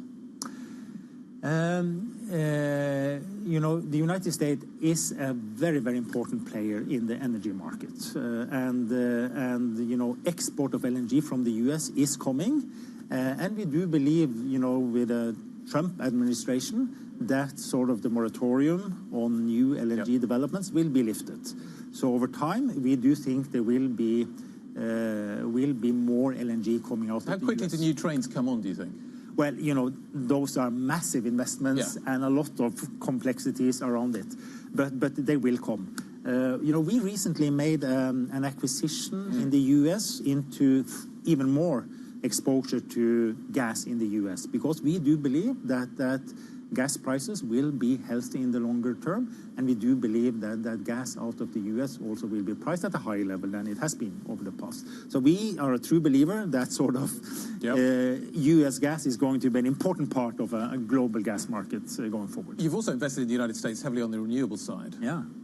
How does the Trump administration treat those renewables that you're investing in? So, we have a very broad approach to energy in the U.S. We have significant production out of the Gulf of Mexico. We have onshore gas production, and then we have wind development out of U.S. That is the Empire Wind project. Yep. It is probably the most mature offshore wind project in the U.S. We have all the federal permits, and we are moving forward with that development. We do believe that sort of offshore wind has a natural place and an important place in a U.S. energy mix. But is it downgraded in the energy mix? Is it less important in the energy mix in the United States with the Trump administration? Well, that remains to be seen. I mean, we work, very well with both, Republican administrations and Democratic administrations, and clearly we will work closely with them also on this front. We do believe that wind in the U.S. will have to be an important part of it, particularly related to the development of data centers and AI capacities that is planned for in the Northeast, and clearly a big push for renewable supply into that. It has to come either from these type of sources or natural gas sources. We are placed in both. Investors are watching what you're doing carefully, and they're wondering what happens beyond 2025, into 26, 27. Looking at your investments, are you favouring CapEx over return to shareholders? Is that the way that we should think about Equinor going forwards? As you build out this base that you're particularly developing in the United States, is it favour one and not the other? Well, thanks, Guy. It's a very important question. Yeah. So just let me give you a little bit of context. This year, we are returning around 19% of the value of the company to our shareholders through share buyback and cash dividend. Last year, around 18 to 19%. So over the last 2 years, we have returned, 35 to 40% of the value of the company to our shareholders. The market's a discounting mechanism. It's looking forward. Oh, yes. So, but I think it's very important that we, we have to look at what we actually are doing. Going forward, clearly we will continue with a competitive capital distribution. This is very, very important to us, and we will prioritize that. You know, we come into this with a very solid balance sheet. We have negative debt for the time being. We come into this with a very flexible investment program, and we also come into this with a very resilient portfolio for a low price environment. So what investors should expect from us is that we remain consistent with our capital distribution through the cycles and are, you know, remaining competitive. It has a high priority. So we should expect that 19% number to continue? Well, you know, the 19% is based on a very extraordinary situation in 2022. Right. But we have guiding out there that sort of remains firm. I think it's, you know, when it comes to the whole transition part of our strategy, just a few words on that, because the oil and gas, you know, we continue to invest, and all the way to 2035, we will produce on the same level as we produce today.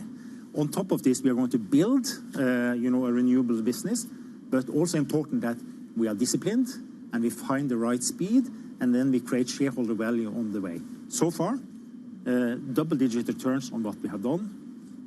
We also will do that going forward. So we will remain disciplined in that sort of growth. Can I just ask you a sort of broader theoretical question about that energy transition?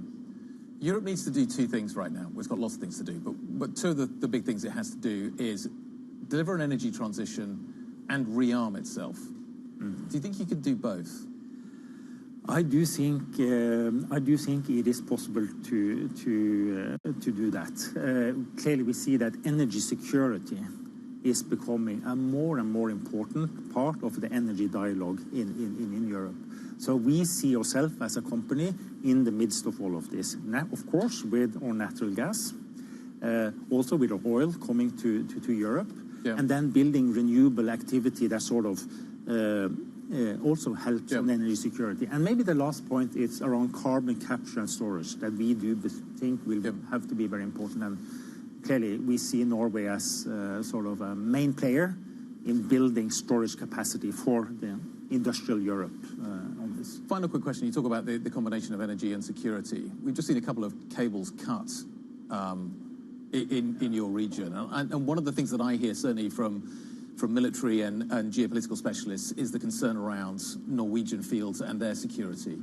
Is that something that we need to pay greater attention to?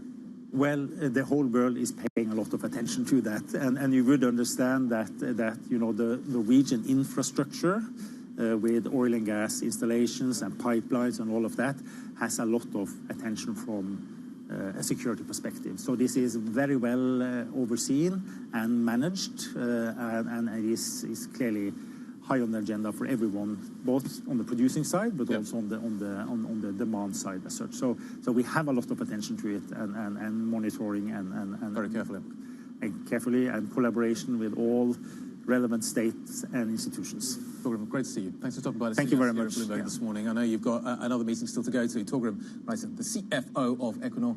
Thank you very much indeed. Coming up, UK inflation coming in a little hotter than anticipated this morning. We're going to discuss what that means next for the Bank of England as it weighs what to do next. How gradual will the rate cuts be? We'll find out next. This is Bloomberg.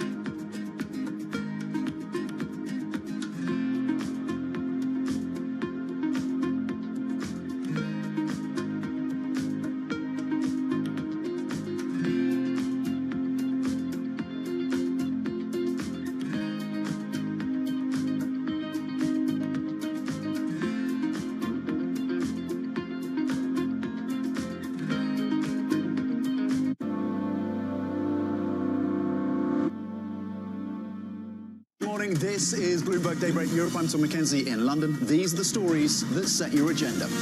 Taking you from the U.S. market's close to the overnight session in Asia. We'll walk you through what you need to know to kickstart the European Trading Day. Live from our European headquarters, we bring you the day's top market-moving stories, unmatched expert analysis, and on-the-ground reporting from across the continent. Tune in to Daybreak Europe, only on Bloomberg Television. Context changes everything. It's a multi-trillion-dollar industry. We'll show you what's happening in ETFs like no one else. Bloomberg ETF IQ, Monday on Bloomberg. Key investors, top executives, global innovators. Join me for in-depth conversations with the biggest newsmakers on the day's top stories. Insight with Haslinda Anand, only on Bloomberg. The countdown is on. Everything you need to get the edge at the end of the market day. Big tech earnings kick off later this afternoon. Gilead is coming out right now. We have take two numbers. Back to the markets, right? Our bread and butter. NVIDIA is one of the best stories in the tech space. That actually matters a whole lot more. It might shock some of your viewers. You're watching The Close. Get ahead of tomorrow's trading with The Close. Weekdays on Bloomberg. Context changes everything.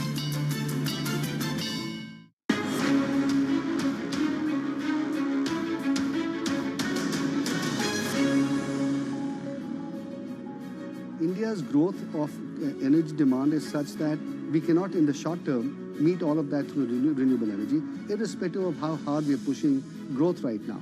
So some part of the balance have to be met by coal for the near term. But I think by 2035 or so, I think we'll reach a level of renewables addition where we won't actually need coal, and we can then start replacing coal. So by 2045, by 2050, coal would have gone down substantially, and renewables will form the large part of the grid, and maybe nuclear and hydro and so on. So I think give us a little bit of time, and we'll get to a point where our energy system will be fundamentally driven by clean energy. And that will also, by the way, have a massive benefit for India, because it will decrease our dependence on imports of fossil fuels. Today, India pays almost $200 billion every year for importing fossil fuels, which is a big Achilles heel of India's economy. Now, all of that will get addressed. And I think the government recognizes that, and Prime Minister Modi has been pushing forward the whole issue of energy independence through renewables very substantially. Huge shift in terms of trade. Like India's investing massively at the moment in solar. There are a new CEO speaking to Bloomberg, one of India's largest renewable powers developers, talking about how the country migrates away from fossil fuels. It's going to take a while, though, seems to be the sense maybe that he was giving. You can see the full interview. You're going to want to watch that. Lacquer goes green. It's going to air at 9:30 p.m. New York time tonight, 6:30 p.m. London time Thursday. Talking of the UK, let's talk a little bit about what we saw this morning in terms of the inflation data. The pound pairing earlier gains. This after UK CPI accelerated, the data dropping at 7 a.m. this morning. That was data for October. Annual inflation now above 2% target. We've seen a jump in energy bills. You've also seen a jump in other factors as well. Housing is an area that we've seen a significant jump in. Travel's been an area that you've seen a significant jump in. Education's been an area you've seen a significant jump in as well. Dan Hansen, Chief UK Economist at Bloomberg Economics, joining me around the table. How should I read these numbers? A little bit worrying, but probably not quite as worrying as you've just painted there. Yeah. Just to go against you slightly. I think if you take out things like education, things like accommodation, things like airfares, if you think about how the Bank of England thinks about this stuff, it looks through all that. So if you sort of go beneath the surface and look at services inflation, there was a bit of a downtick. It was sticky on the headline. It moved up. Okay. But I think if you look beneath the surface, I think there is a little bit more positivity in there than the picture. Okay, 5% is where the Bank of England thinks it should roughly be, and that's kind of where we were in terms of its forecast. We're kind of pretty much in line where the bank thought we would be. However, I see your kind of strip out the bits that are rising, and the rest of it looks all right. And I raise you the impact of the national insurance contributions, which we've still yet to factor in. And the hospitality sector is screaming at the moment that it is basically going to be a pass-through story, and we are going to see this showing up in inflation. So you could argue, yes, I could strip out the education stuff and the travel and all that kind of stuff, but nevertheless, this could be the calm before the storm. Yeah, and here I fold. Yeah, okay. Fair enough. So you're absolutely right. I think bigger picture, if you're looking at headline CPI, we had this sort of good news over the summer, right? We had this move below 2% in the September figure. I think looking forward, looking out 12 months, it's very hard to see inflation not being in and around the 2.5% mark across that window Yeah. for all the reasons you've just described. So you have one-off factors like, you know, private school fees and the like that'll hit the numbers in January. This is, at the moment, what we're seeing is education being driven by university fees. Exactly. You haven't seen that pass through from the VAT story. Exactly. I mean, there may have been some schools that passed it on, but yes, it's coming through in January. And then, of course, the big story is NICs come April. And, you know, there are two sides to the NICs story. One is that firms adjust through employment. And, of course, that would be very disinflationary. It wouldn't be inflationary. But at least the way the OBR's been looking at it, the way the bank's been looking at it, is that it's some combination of adjustment through, in the near term, lower margins and higher prices. But, of course, if you take a lower margin in the near term, you're going to want to rebuild that in the future. So there is a sort of, that might not be inflationary now, but medium term, it is still inflationary. And so that's obviously what the bank is going to be worried about. So what does gradual mean? You guys have got penciled in quarterly cuts next year. Is that still the baseline? It is still the baseline. I mean, I think, and the market's moved, obviously it moved after the budget quite dramatically with next year, I think, you know, ending the year around 4%. So maybe only two to three cuts next year. I think now it's beginning to look like the bigger risk. You know, everyone was talking probably end of summer, early autumn about things becoming, to use Andrew Bailey's term, a little bit more aggressive. Yeah. It feels to me that the risk now... In terms of his ability to cut. Yes, exactly, to move rates lower more swiftly and on a sequential basis. I think the risk now is that they get stopped out next year at some point because inflation just looks like the disinflationary process just stops and things don't continue to move in the right direction. And that brings into a broader question about, which we've discussed before, around neutral rates. You know, does it have a 3 handle or does it actually have a 4 handle? And I think that will be the big question for the next year with monetary policy. And if it's got a 4 handle, gilts at 4.5, maybe look a little bit mispriced. We'll see what happens around that. Dan, great to see you. Thanks very much indeed. Little game of poker with Dan Hansen of Bloomberg Economics. Coming up, the world's most valuable chip company reporting earnings later today. It is, of course, a barometer of global demand for AI. We're going to look at what we should expect from NVIDIA. That conversation next. This is Bloomberg.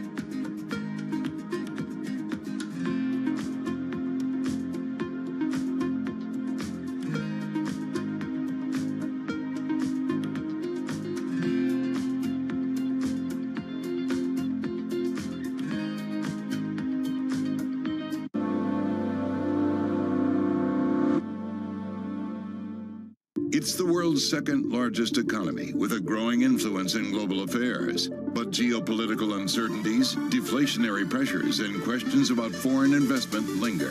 Bloomberg, the China Show, brings you the unmatched expertise you need to keep track of breaking news, in-depth market analysis, and the most influential newsmakers in and around China. Bloomberg, the China Show.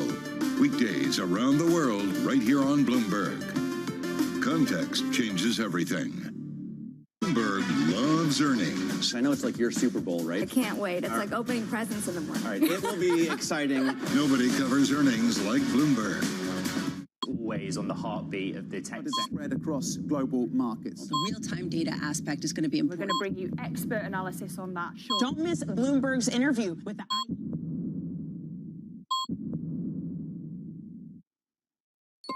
Asia is at the forefront of some of the world's biggest stories. I'm Sherrian in Tokyo. And I'm Heidi Stroud-Watts here in Sydney, where the trading day begins. We're here in the center of all the action to get you set up with the numbers, news, and knowledge you need for the day ahead. The demand is indeed recovering. We've been waiting for this moment. The opportunity of a century. Join us on Bloomberg The Asia Trade. Weekdays only on Bloomberg TV. Context changes everything. Bringing you up-to-the-minute financial news whenever and wherever it happens. I'm Michael McKee at the Federal Reserve, and this is Bloomberg.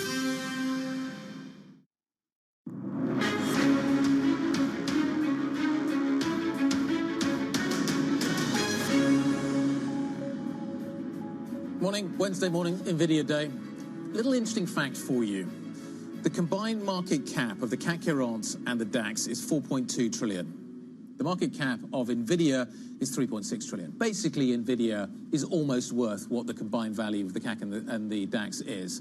Kind of gives you an idea of the importance of what is about to happen. We're going to get NVIDIA numbers after the bell. Markets on tenterhooks. What are we going to get? Tamlin Basin, technology analyst at Bloomberg Intelligence, around the table to discuss. What am I looking for? Well, I think we're looking for a few things. We're looking at the overall themes that management is going to discuss. And I think here investors are really going to be looking at where are we in this AI hype cycle? Where are we that would really drive that valuation that you were just talking about that has really boosted NVIDIA's valuation? Are we seeing a transition from the AI training to AI inference? Yep. And if so, what is demand going to look like there? And also, where are the pockets of demand? Is this still mainly hyperscalers, cloud service providers? Are we seeing more other enterprises starting to leverage AI to build out their own systems? How hot is Blackwell? Well, that's sort of the key question, and I would certainly expect a lot of questions on that. There have been news reports that it overheats.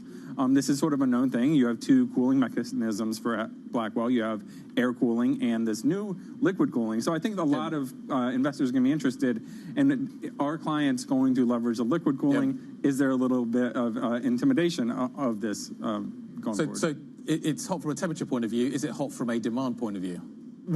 So far, the indications are it's very hot from a demand point of view. So NVIDIA is expected, they've indicated that they've worked through the supply issues in 3Q. They are already expecting a few $1 billion in revenue in 4Q, which is the next quarter. So, and they do think over the near term that demand is going to outstrip supply. So I think there's still a lot of demand for Blackwell. I've got the popcorn ready. We're going to wait and see. Absolutely. It's always a great day. Tamlin Basin, technology analyst at Bloomberg Intelligence, joining us ahead of the NVIDIA numbers. Up next, it is The Brief. Danny Berger, Manus Cranny in New York. It's NVIDIA day. Of course they're going to be talking about this. Basically, the whole day is likely to be dominated by the build-up to the NVIDIA numbers that are going to come after the bell a little bit later on. We'll be digesting those numbers in Europe tomorrow morning. We'll be looking at the read across into some of the key European stocks. But that is going to set the session today, tomorrow, and possibly the next day. We'll find out very shortly what actually NVIDIA can deliver. Anyway, that's the picture of New York. I'm going to hand things over to Manus and Danny. This is Bloomberg.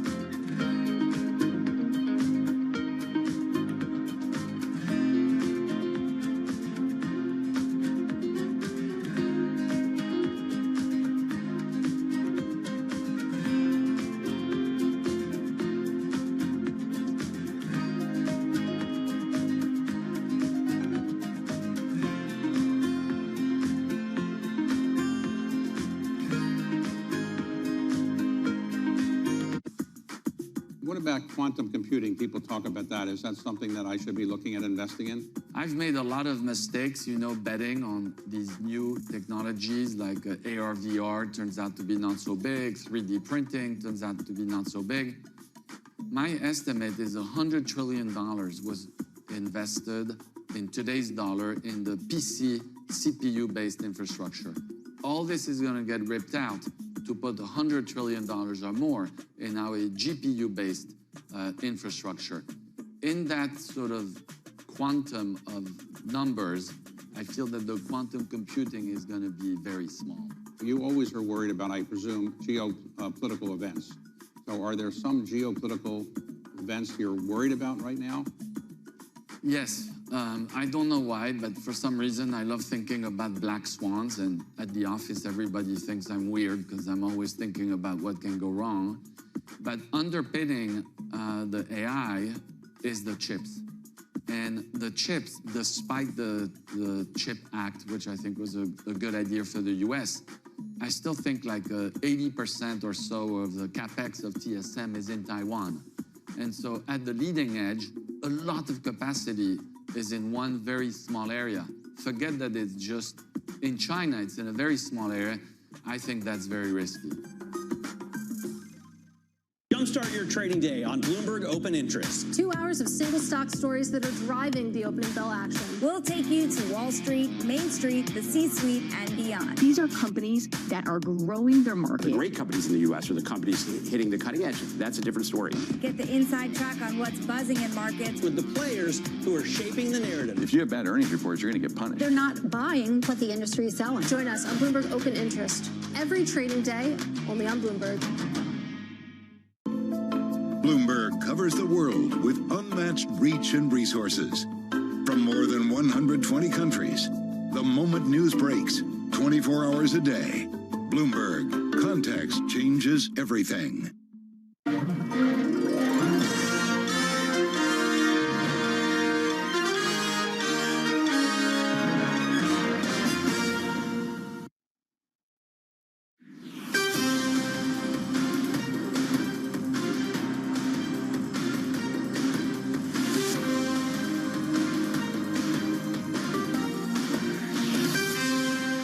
Good morning from our global headquarters in New York. I'm Menace Granny alongside Danny Berger. You're welcome to Bloomberg Brief. Let's set your agenda. The search ramps up. President-elect Trump set to hold fresh rounds of meetings with contenders for Treasury. Open to talks, the Kremlin says Putin is ready to negotiate, according to TASS. And it's the main event. NVIDIA earnings hit the tape post-market. Can the parabolic performance endure? Good morning, Menace. Danny, good morning. Yeah, that parabolic performance, we'll talk more about that in a moment. NVIDIA is going to be a bigger volatility impact, maybe even than the Fed. But we're on this roller coaster of geopolitics. It's interesting to see how Putin, ready for talks, has so little of a bid relative to the offer that you had yesterday on the prospect of lowering the bar for nuclear, let's say, engagement. NVIDIA is going to be the big deal, up nearly 5% at the close of business yesterday. We'll dig into that in just a moment. We'll give back an eighth of 1% this morning. Roll it over, have a look at the bond markets. The bond market takes second seat, really, to the equity market this morning. But we learned that the bond market can behave as a have, and that's really what it told us yesterday morning, 24 hours ago. It is oversold, according to Strategas. And the rally that we've seen, a nascent rally, has legs. Bridgewater getting ready for inflation. I'd listen to that. Yeah, well, hey, look, the big thing continues to be NVIDIA. Jim Reed this morning of Deutsche Bank, I thought laid this out really well, just kind of the trajectory that they've been on. In January of 2023, they earned $4.4 billion in the year past. Today, they're expected to earn $61.5 billion over the past year. And then by the time we get to 2027, that number goes to $118 billion. It's that kind of return that makes people clamor for NVIDIA, and I have a hard time forecasting just how much higher it can go. Well, we put on $2.2 trillion in value. And the question, I think the questions that we're going to be asking ourselves today is the concentration risk. 40% of their revenue comes from four of the basic big hyperscalers. To what extent have they bought into Blackwell? We know that it's heating up, but Blackwell, they're able to charge nearly $40,000, $50,000 for one Blackwell chip relative to your average GPU. That is what is shape-shifting in terms of the numbers. And will the margins hold? Will the mid-70s margins actually hold for NVIDIA? I'm just curious how much it can bully the market. This has been a market that's been distracted by politics, that's been distracted by the Fed. We haven't been talking as much about the ability of NVIDIA to move the overall market. Maybe that time returns. Well, let's take that very question to Laura Cooper, Global Investment Strategist at Nuveen. Good morning to you, Laura. Are you ready for a bit of bullying from NVIDIA? Is it time for a fight back? How big a sentiment shape shift can NVIDIA have today? Well, I think it's going to be quite market moving. I mean, if we think it is typically the bellwether for global AI demand, and this is coming against a backdrop where we have seen stocks come under pressure in recent sessions. So perhaps this could be that fresh catalyst to regain some of that momentum. I think it's interesting, though, in the sense that the bar is quite high potentially. If we look at what came through in other mega cap earnings, the focus was really on AI. And we're seeing that AI demand is far kind of outstripping capacity, despite kind of the significant increase in expenditures that we have seen on AI. Investors have yet to see the payoffs materialize in the way that they would want. And so we are seeing rising operating costs, and stocks were punished on the back of some of those mega cap earnings earlier. So the question is, will we see that kind of price action today? I think it really remains to be seen. And as like you said, it could be that kind of key catalyst for markets going forward. Even so, last quarter, for example, NVIDIA, between expectations and what it delivered, it exceeded expectations, but it was the narrowest in 6 months, and that meant NVIDIA sold off some 6%. But Laura, since then, NVIDIA is up 20%. If we're buying the narrative of American exceptionalism, do you have to buy NVIDIA, regardless of how thin that expectation spread is today?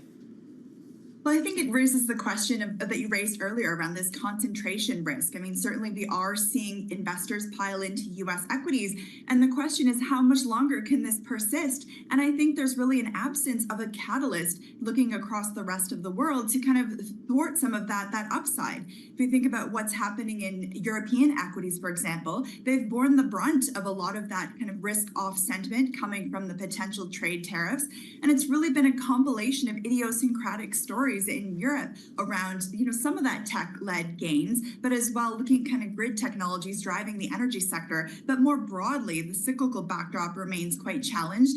So even if we see kind of like maybe kind of disappointing earnings today, it's not going to thwart that overall U.S. exceptionalism story, at least in the near term. Yeah, we're going from 30 to 35 billion, and it could be that they might miss for the first time in 8 quarters. You talk about growth and you talk about exceptionalism, but that's inextricably linked to the fiscal policy that Trump will deliver in 2025. Is that what growth hinges on to define exceptionalism in 2025 here in the equity market? I think markets are certainly pricing in that growth impulse on the back of the potential fiscal stimulus coming through. Perhaps what's been surprising is that markets are essentially not taking into account the potential negative growth impacts of tariffs or immigration restrictions coming through. And I think it's why at this juncture, there's so much uncertainty that investors have to navigate. But it's not just a story for growth in the U.S. We've seen earnings come through quite strongly if we look at Q3 earnings. I mean, profits were coming in 8% year on year, more than double what investors had expected going into the season. And as well, sales growth remains quite robust. We could see some of that come under pressure next year, but I think this is really still a story where kind of broad-based gains can be had in the equity markets. We did see small caps start to rally on the back of that growth impulse. We still think there's room to run, because if we do see those tax cuts come through, that's going to be beneficial for the domestic buyer base. And if we see tariffs come through as well, at least in the near term, that could reorient activity more domestically. And so again, that's another upside. So we're still buying into the broadening out of the equity rally that we're seeing in the US. Before we even get to figuring out what next year is, Laura, 2 countries that you know very well, the UK and Canada, both in the past 24 hours had inflation figures that surprised to the upside. Should we be preparing ourselves for developed markets to see more of that? Is inflation not truly dead, and maybe it's a bond market that needs to price in more of that? And that's a key question. At what point will we see this sell-off in global rates kind of start to be bought? And I think the fact that we did see inflation in the UK surprised expectations. We're looking at that services print, which came in 5% year on year, but that's largely aligned with the Bank of England's forecast. I think the key risk is if they start to see some of those fiscal stimulus plans from the recent UK budget come through, perhaps they will have to take a more cautious stance, because the fight to get inflation back to 2% is clearly not done at this juncture. And it's one of the reasons why we expect the Bank of England to pause their policy rate in December, because economic activity, while softening, the inflation calculus is still to be made. So similar in Canada, they've been kind of much more aggressive on the easing cycle, but even in the US, we expect them to pause on the back of still sticky services inflation as well. So I think it's a key story for 2025. will we see a reacceleration of those inflation risks? Laura, I'm sure we will have you back plenty in 2025 to discuss. Laura Cooper of Nuveen, thank you so much for joining us. Let's get you some other top stories now that are trending on the terminal this morning. SCM Micro pushed back its target to reach at least $20 billion in revenue to 2030. It's been struggling with weak orders in its automotive and industrial semiconductors.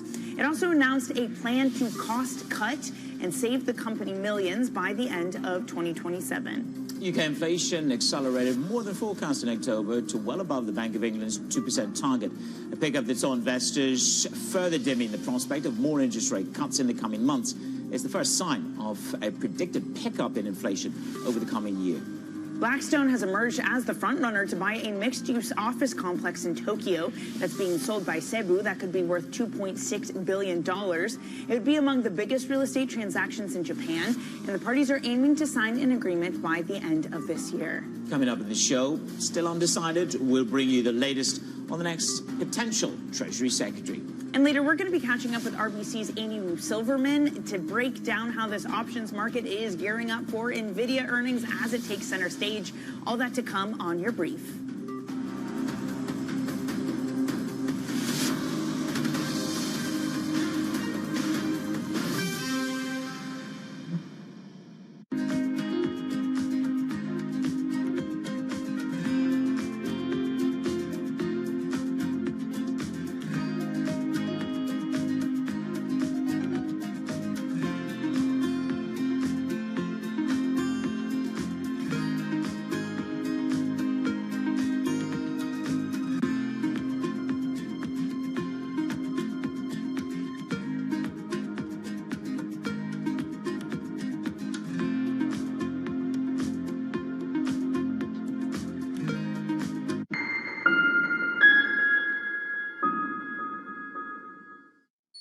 Asia is at the forefront of some of the world's biggest stories. I'm Sherrian in Tokyo. And I'm Heidi Stroud-Watts here in Sydney, where the trading day begins. We're here in the center of all the action to get you set up with the numbers, news, and knowledge. I will show you how to get the best funding for your startup idea. Let's get started. Here's the deal. If you have an amazing startup idea and need funds to fuel it, we're here to help. Simply send us a video where you explain your idea. Make it clear, concise, and compelling. Hook us in with your passion and vision. Don't forget to include your contact details so investors can reach out directly. This is your chance to shine and get your idea in front of people who can make it a reality. Imagine turning your startup dream into a thriving business. It all starts with that one simple step.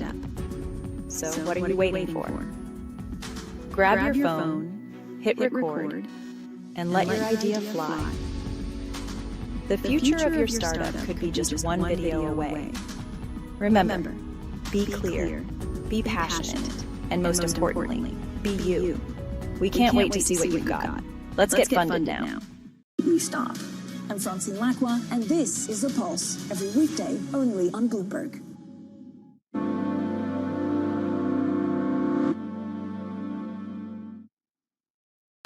Season is here. Really can't emphasize this enough. We must protect free speech, and free speech only matters. It's only relevant when it's someone you don't like saying something you don't like, because obviously speech that you like is that's easy.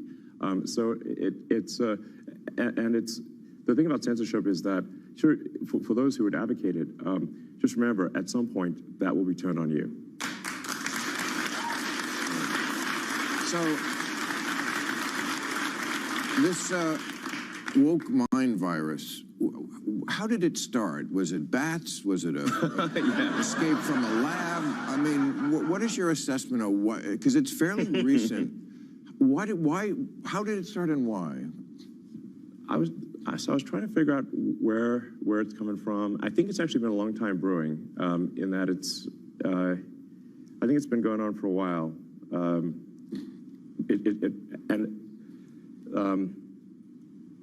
The amount of indoctrination that's happening in schools and universities is, I think, far beyond what parents realize.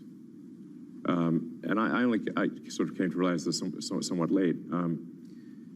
The experience that we had in high school and college is not the experience that kids today are having, and hasn't been for, I don't know, 10 years, maybe 20 years. So, aren't parents themselves also a big part of the problem? Well, I suppose in some cases that parents, but I think like the parents are just generally not aware of what their kids are being taught, or what they're not being taught. They're letting the kids think that they're equal. I mean, yeah. Let me give you an example that a friend of mine told me, which his daughters go to college go to high school in the Bay Area, and he was asking them like, well, so who are the first few presidents of the United States? They could name Washington, and I said, well, what do you know about him? Well, he was a slave owner. What else? Right. Exactly. Nothing. Right. I'm like, okay, maybe you should know more than that. Yeah. Yeah. That is the woke mind virus. Exactly. Yeah. Lutnick. And this has got consequences, of course, as to where Lighthizer really does reappear in the framework. So if Lutnick is officially at Commerce and gets through that process, what does that do to Treasury Secretary? We've got the front of the FT, Danny and I were both looking at this, is that Mark Rowan flew back from Hong Kong to meet specifically with Trump. So we're now down to Mark Rowan, Kevin Walsh, and Senator Hegarty. And if you look at the poly markets, you look at some of the betting markets out there, it's pretty much neck and neck at the moment. Rowan, I'm surprised by this move on the front of the FT. Well, we have that reporting as well. So Nancy Cook, Saleha Mohsen, and myself overnight reporting that Mark Rowan and Kevin Walsh, former Fed governor, will be in Palm Beach. And they're going to be sitting down, set to have these interviews scheduled with President-elect Donald Trump today. You mentioned Senator Hegarty. He was with Trump yesterday in Texas at the Starlink launch alongside Elon Musk. Potentially, he's still in the mix for some sort of cabinet position. He could be a dark horse when it comes to the Treasury position. And Scott Bessent is still in the running to be Treasury Secretary. So really there's 4 names. I would coalesce them down to 3, Kevin Walsh, Mark Rowan, and Scott Bessent. And there is potential that depending on who the Treasury Secretary goes to, one of those individuals, maybe Scott Bessent, we've reported in the past, could take the NEC job. Looking back, many people have reported that the long game for Kevin Walsh has been Fed chair. Powell's term is up in 2026. There is a potential for 3D chess going on where Walsh would take Treasury, Bessent would go to NEC, and then in 2026, Walsh goes to the Fed and Bessent would go to Treasury. That is just some speculation, and we're reporting that some Trump campaign aides see potentially as that a likely pair-up. But Mark Rowan is an individual that also has a lot of backing within some individuals in the Trump world. And yeah, he flew back from Hong Kong, and he's going to be sitting down with the president today. You mentioned that Senator Hegarty was in Texas for the SpaceX launch event. And I remember you and I had spoke to Rob Casey of Signum saying one of the big risks is that Elon Musk kind of loses favor with the incoming White House. To be fair, I mean, he advocated for Lutnick for Treasury, and Lutnick didn't get that. I wonder what his sway still is and how close him and President Trump still seem. Not only did he advocate for Howard Lutnick for Treasury, but he also, remember, was out there on X pushing for Senator Rick Scott to become the majority leader of the Senate. I think what we've seen is that even though Elon Musk has this very special relationship with President-elect, he's called himself the first buddy, they almost seemed attached at the hip. Leading up to the election, and then after the election, he's spending a ton of time at Palm Beach. And yesterday, of course, inviting the president to watch this SpaceX launch alongside him, alongside Don Jr. and other members of the Trump team. The fact of the matter is, we've seen really the line he has when it comes to politics. People have not always looked to Elon Musk when it comes to some of the political chess making that is going on in Mar-a-Lago. He was wrong on Lutnick for Treasury, and he was wrong on Senator Rick Scott. And then we also have had reporting that there's, unsettlement in the Mar-a-Lago camp in terms of his influence, his outsized influence, and his outsized voice on some of these appointments. Anne-Marie, great reporting, and good to see you this morning. That's Anne-Marie Hordern tracking the moves for the next set of secretaries for President-elect Trump. Now, speaking of which, the president-elect may have some more meetings coming up with Russia. It says Vladimir Putin is ready to negotiate on Ukraine with Trump. That's according to local media, and this comes as Ukraine also shows a willingness to come to the table. Bloomberg spoke to the Ukrainian ambassador to the EU on Putin's sudden openness. Take a listen. You see that as soon as Ukraine is getting stronger, as soon as Ukraine could be capable now to strike back. You see what's happening in Russia, so you see this development, and also what happened with this Putin's decision about changing the nuclear doctrine. It shows that it works. So if you talk to him with a position from strength, so they're more ready for a conversation. Oliver Cook joins us now. Oliver, it sounds like we could be at the beginning of some kind of substantive negotiation process.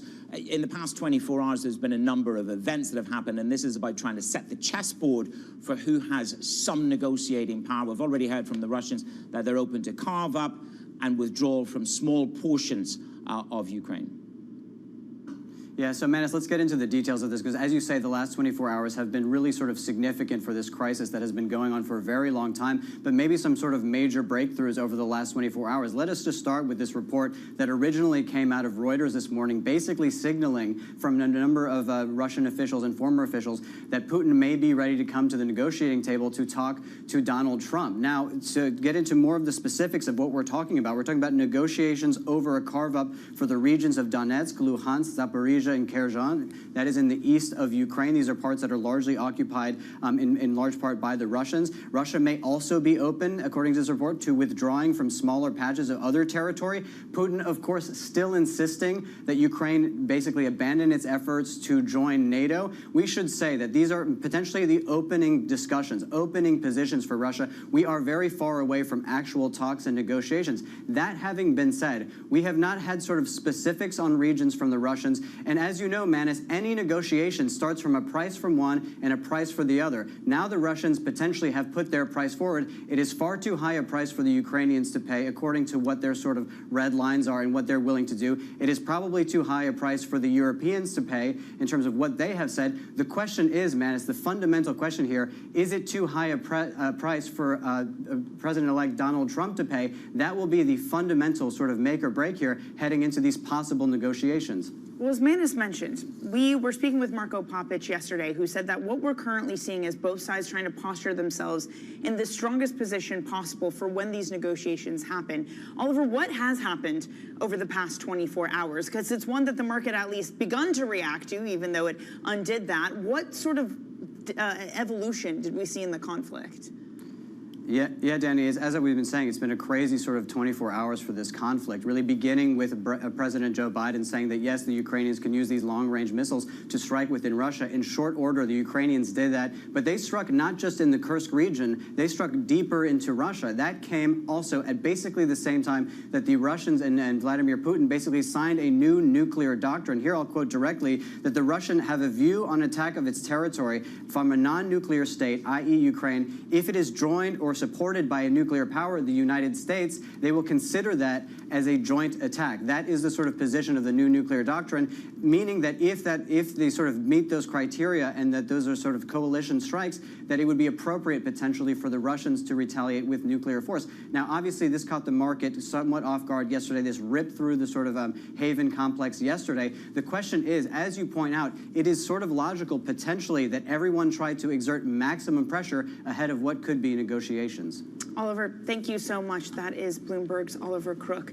A quick check on bonds this morning, because specifically in the UK, we saw an inflation print that came in higher than expected. Manis, also moments ago, we got Eurozone wages. Growth was the most since the euro was introduced. Wages jumped 5.4% from a year ago. So yields up across the world. Again, leading, though, in the UK, up some 5 basis points.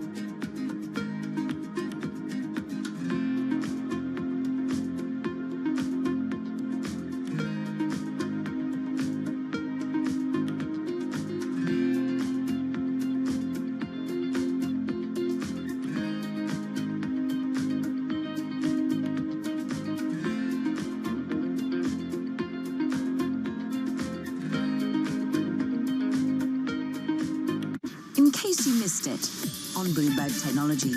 We are very focused on playing one game and one game only, and that is being free, frictionless entertainment for consumers. But what I will say is we are doubling down on the strategy. We believe it's working. We think the tailwind's in our favor, and it's on us to continue to deliver.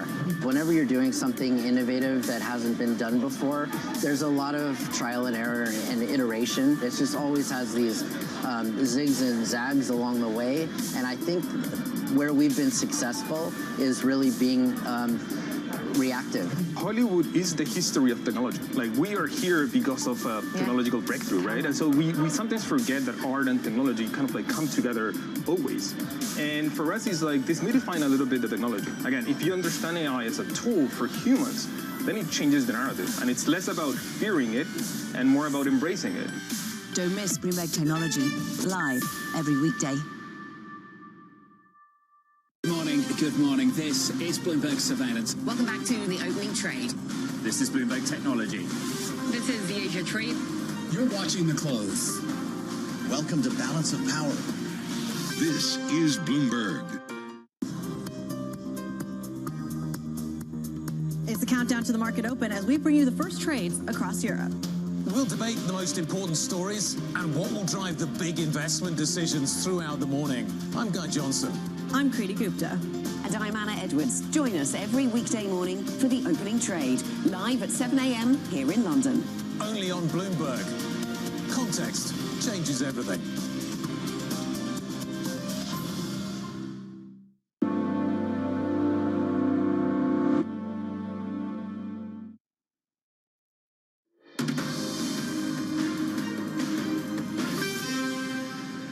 Pages look a little bit like this. Headlines from around the world. We'll kick it off with the New York Times.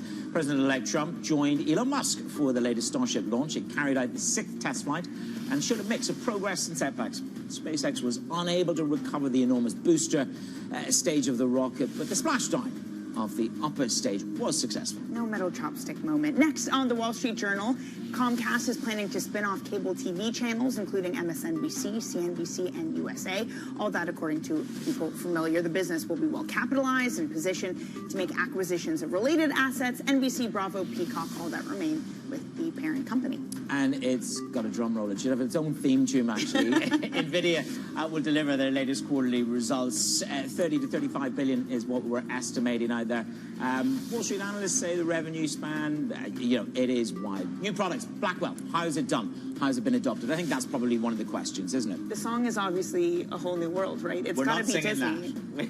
I was hoping you would. No, not a chance. It's got to be in a former career. Not today. Not on Bloomberg. That's only for the commercial breaks. Okay, coming up, we're going to catch up with RBC's Amy Wu Silverman, who says that investors are showing extreme bullishness ahead of NVIDIA earnings. We're going to catch up with her next on Bloomberg Brief.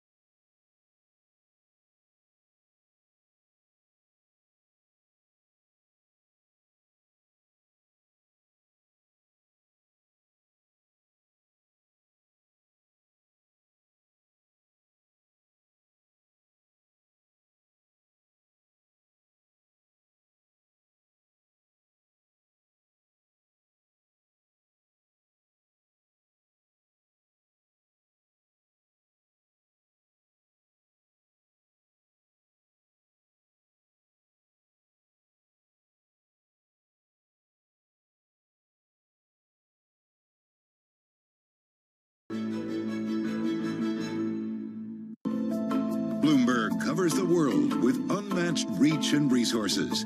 From more than 120 countries, the moment news breaks, 24 hours a day. Bloomberg, context changes everything.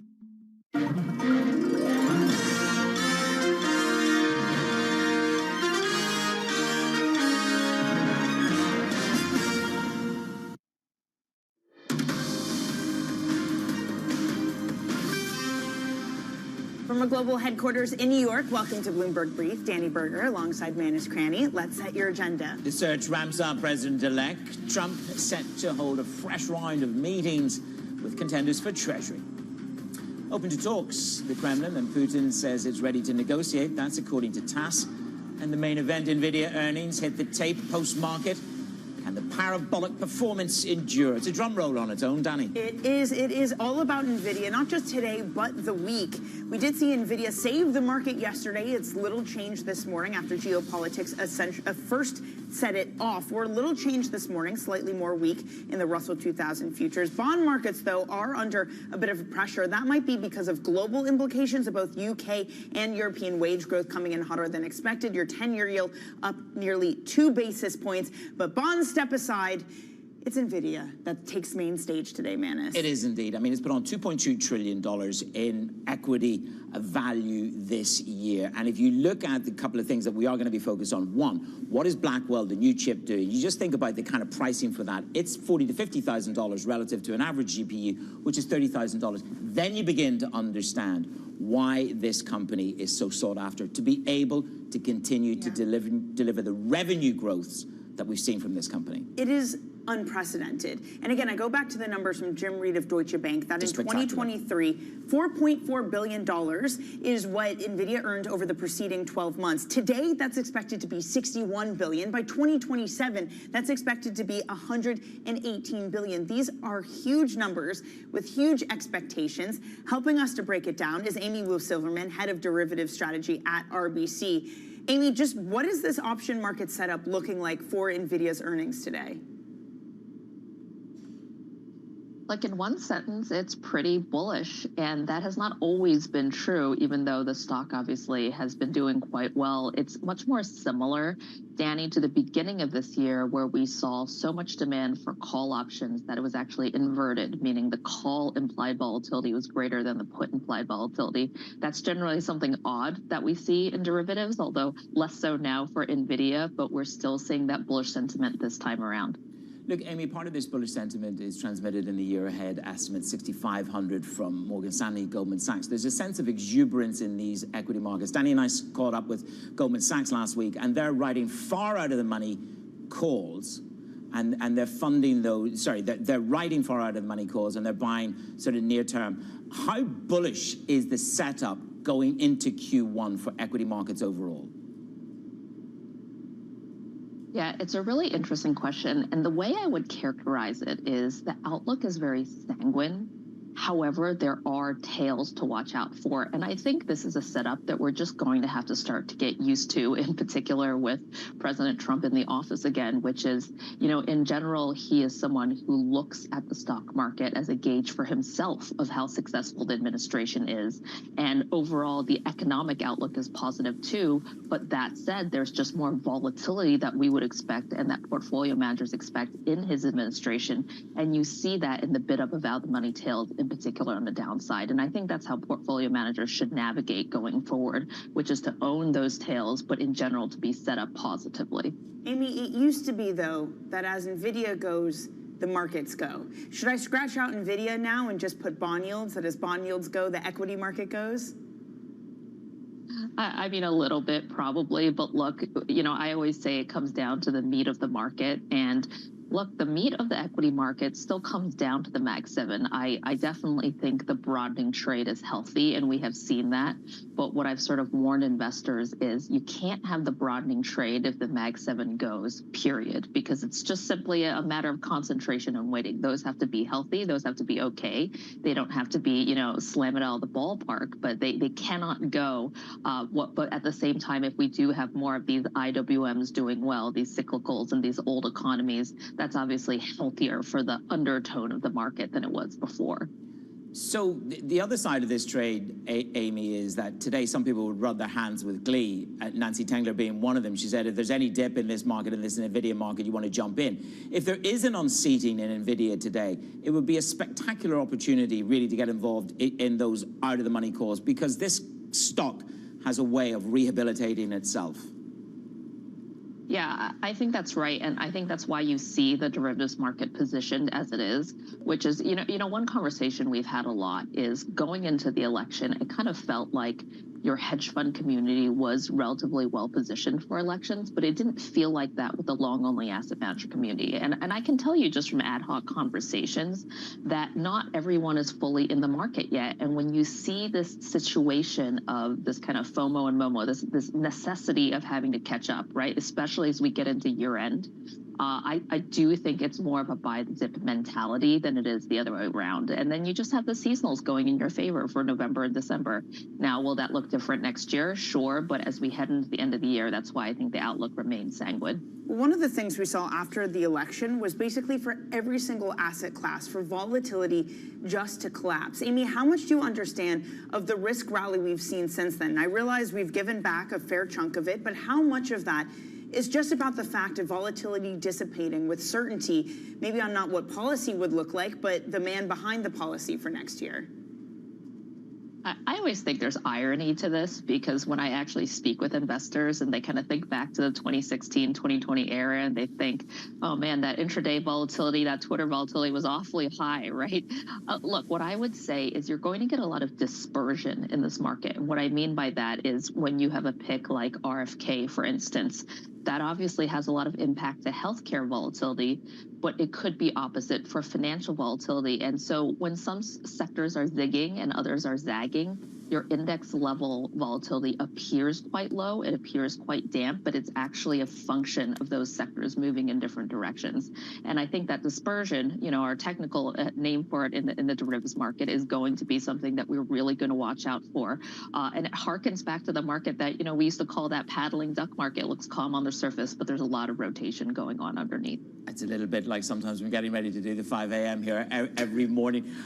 Look, you talk about potential volatility, and obviously the Treasury pick is going to be incredibly important. It sounds like we're coming down to Besant, Warsh, trade-off, maybe Mark Rowan. How important, Amy, is it? Because as the Warsh name became warmer, so the bond market became a little bit calmer. How important is that pick to financial volatility?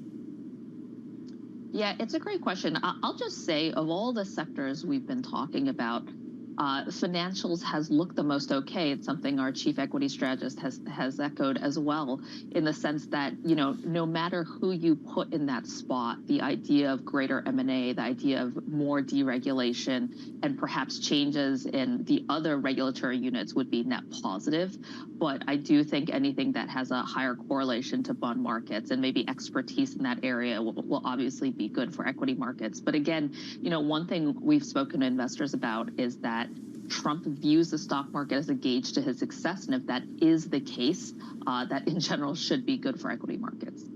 So it could be the stock market, not the bond market, that checks the profligacy of the next Trump administration. Amy, thank you very much. Amy Wu Silverman there of RBC Capital Markets from New York. Good morning.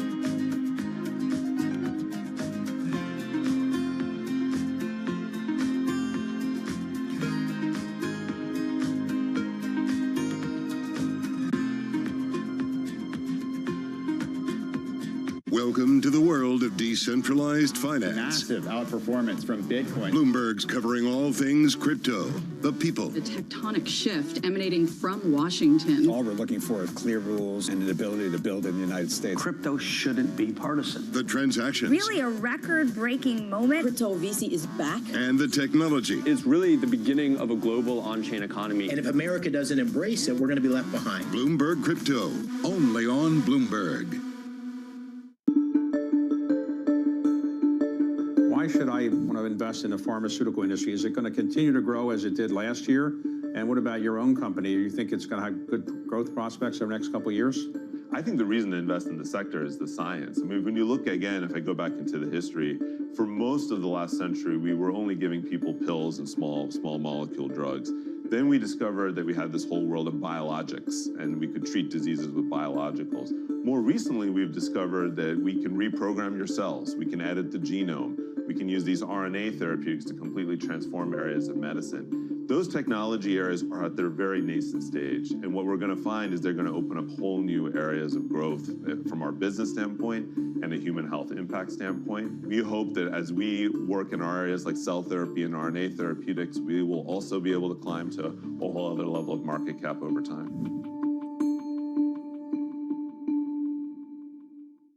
From our studios in New York and San Francisco, our expert hosts have the data and analysis about the companies you know and the startups to watch, plus the interviews you don't want to miss.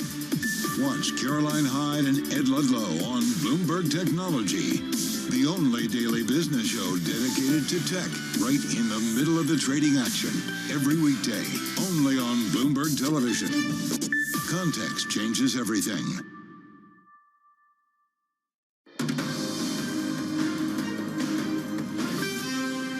Welcome back to Your Brief. I'm Danny Berger, alongside Manus Cranny in New York. President-elect Donald Trump has tapped Cantor Fitzgerald CEO and one of his most prominent supporters, Howard Lutnick, to lead the Department of Commerce. Linda McMahon has been picked for the Department of Education, and Mehmet Oz to lead Medicare and Medicaid. For more, let's bring in Bloomberg's Megan Crane. Megan, great to see you in the studio in New York.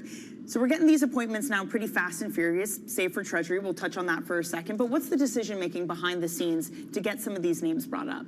Right, so these choices are really reflecting Trump's tendency to hire people who are loyal to him, who are willing to embrace his ideas about change, and, you know, sort of, he's also really big on people who can sell the change, right? Sell the issue.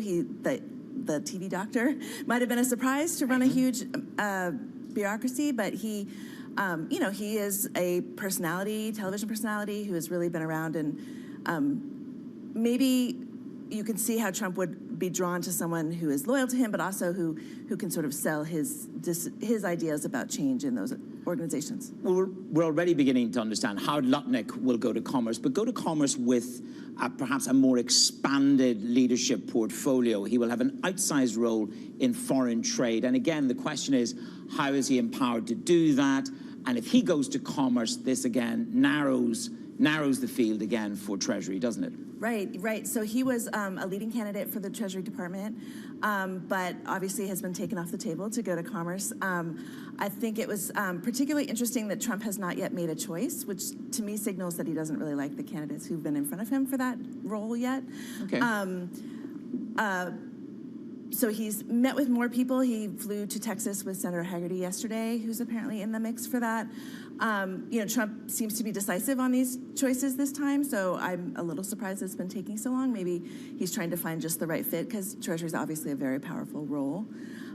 They have more meetings coming up or today with other candidates, so we'll sort of see what happens. Megan, something you said really struck me, the idea that maybe it's not the drama being that he picked a TV doctor or a Fox News host or whatever, but he's picking these people to run bureaucracies, something like Medicare and Medicaid. I mean, how steep of a hill is that for someone who doesn't have experience managing, I mean, some of the United States' biggest employers? Right, so I think that's a huge, very steep hill, right?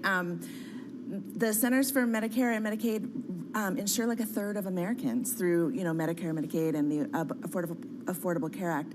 So, you know, I think that's a steep hill, but also these huge bureaucracies have, you know, professional leadership and civil servants who do those jobs. So there's an argument to be made that you can have a figurehead at the top who sort of sells the agenda. So we saw a lot of Elon Musk. I think the phrase is what, the first buddy, and we know that he's been behind a lot of the names that go into the frame in the first instance. Looking at the story that Vance, the vice president, he's getting ready to take Gates along with Hegseth to meet senators. Now, this is to try and curry favor, to curry votes, and really to just sell these two people into the Senate. What's your read on that?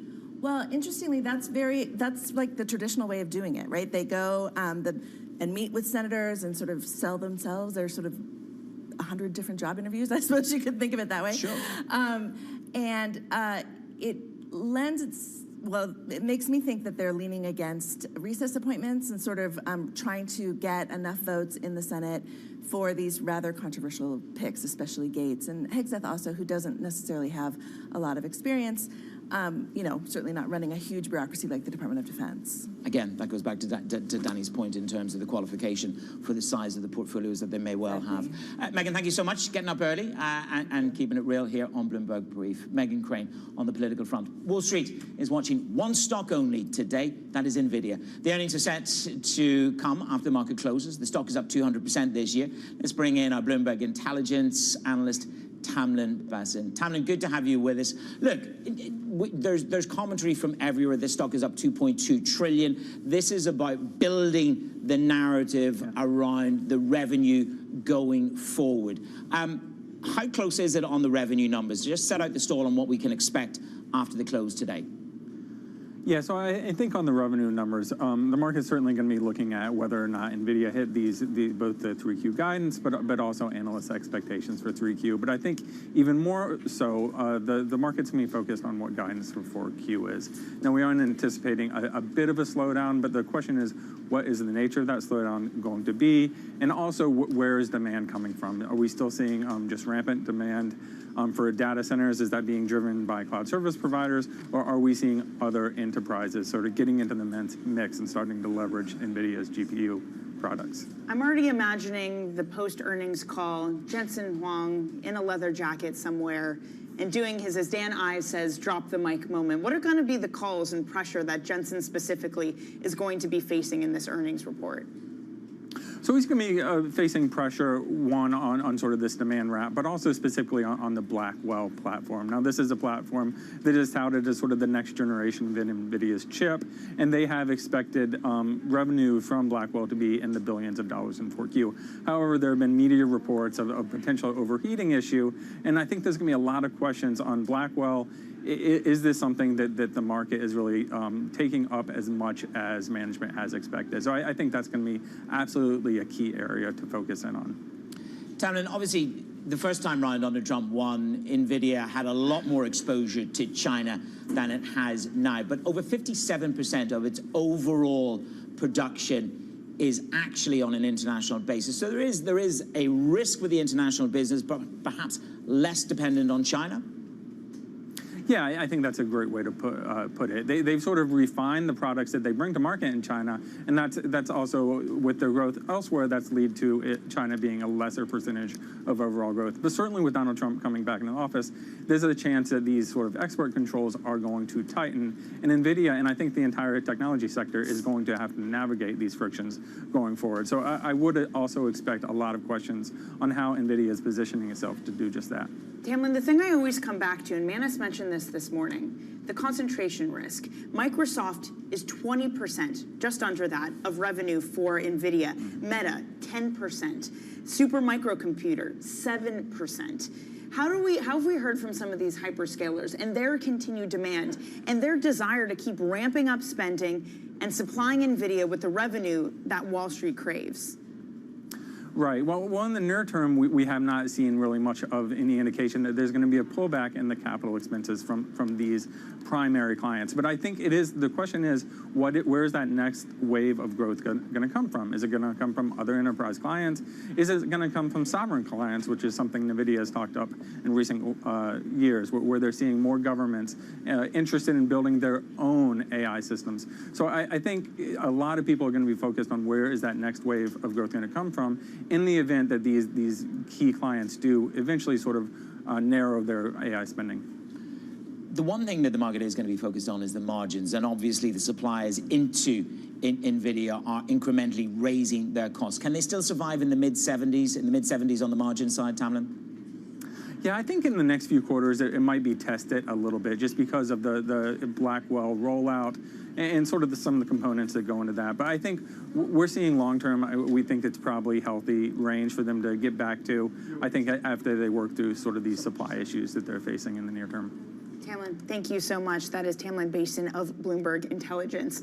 Now, we have more earnings on deck today before the market. Target, TJX, they're both scheduled to report. That's after Walmart boosted its outlook for the year on a solid start to the holiday season. Bloomberg's Eric Fanner joins us now for more. Eric, the thing I was struck by in Walmart's earnings was 3/4 of their gains were led by households who earn more than $100,000. Basically better off consumers trading down. Are we likely to see the same sort of thing in Target? Is what's good for Walmart good for the rest of the retail sector? Yeah, I think that's a great question. I mean, it's the big thing that Target is up against here is that, I mean, Walmart just seems to have hit kind of a sweet spot there with, with that segment of the market that is, is able to spend, is willing to spend, but they're still looking for value. I mean, that's what they highlighted over and over. Going into the holiday season, that's the segment that's gonna drive their sales. And for Target, it's been a bit more of a challenge. They had a great quarter last time around. Surprised a lot of people and bounced back, but that was after a really tough period where there was just a sense that their value proposition wasn't quite the same as Walmart's, right? And their pricing was a bit higher. So even with the more affluent consumers, it wasn't quite resonating as well as kind of that broader mix that Walmart has. So I think that's the big question. We'll see. They had some good momentum last time around. Can they continue it into the holiday period? That's what everybody's going to be looking for. Well, the other name that we get numbers from is TJX, and if you listen to the language in Walmart, discerning customers, they've obviously got a suction on everybody across the income spectrum. But what's the read-through, do you think, for TJX? Yeah, so I mean, with TJX, it's again, it's the value proposition is the same question there. Really, they're at the low end of the apparel market, so they're looking for people who are looking for a bargain. They have also, they've been doing okay of late, not spectacularly at Walmart. I mean, people have been a bit more discretionary about spending on clothing, along with things like housing, home improvements, things like that. We've seen some of the home improvement retailers struggle too. It's that discretionary spend that's been a bit more up in the air, perhaps, than the kind of more universal offering that somebody like a Walmart offers. So, there's some other factors with TJX that could be playing into this, like the weather. People have cited, the hurricanes, the warmer weather that was affecting the U.S. in October. Whether that could play into their results. People aren't necessarily going to spend if they aren't seeing that seasonal change. So that could be there's a few more wild cards there with TJX, probably. I love a bargain. Eric, thank you very much. Eric Fanner there, tracking the stocks ahead of the open. Coming up on the show, we'll get you set up for the trading day. A little bit of Fed speak. But there is only one event that really matters. It is NVIDIA. We'll walk you through from New York in just a moment.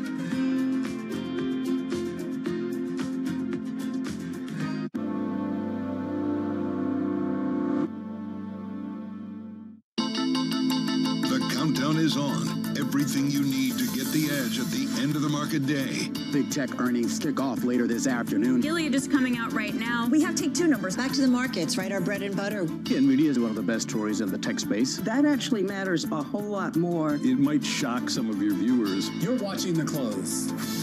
Get ahead of tomorrow's trading with The Close, weekdays on Bloomberg. Context changes everything.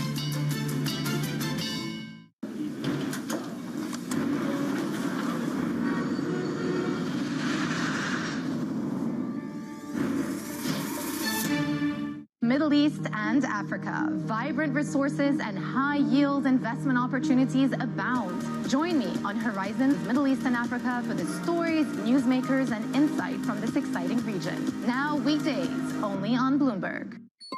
Asia is at the forefront of some of the world's biggest stories. I'm Sherrian in Tokyo. And I'm Heidi Stroud-Watts here in Sydney, where the trading day begins. We're here in the center of all the action to get you set up with the numbers, news, and knowledge you need for the day ahead. The demand is indeed recovering. We've been waiting for this moment. The opportunity of a century. Join us on Bloomberg The Asia Trade. Weekdays only on Bloomberg TV.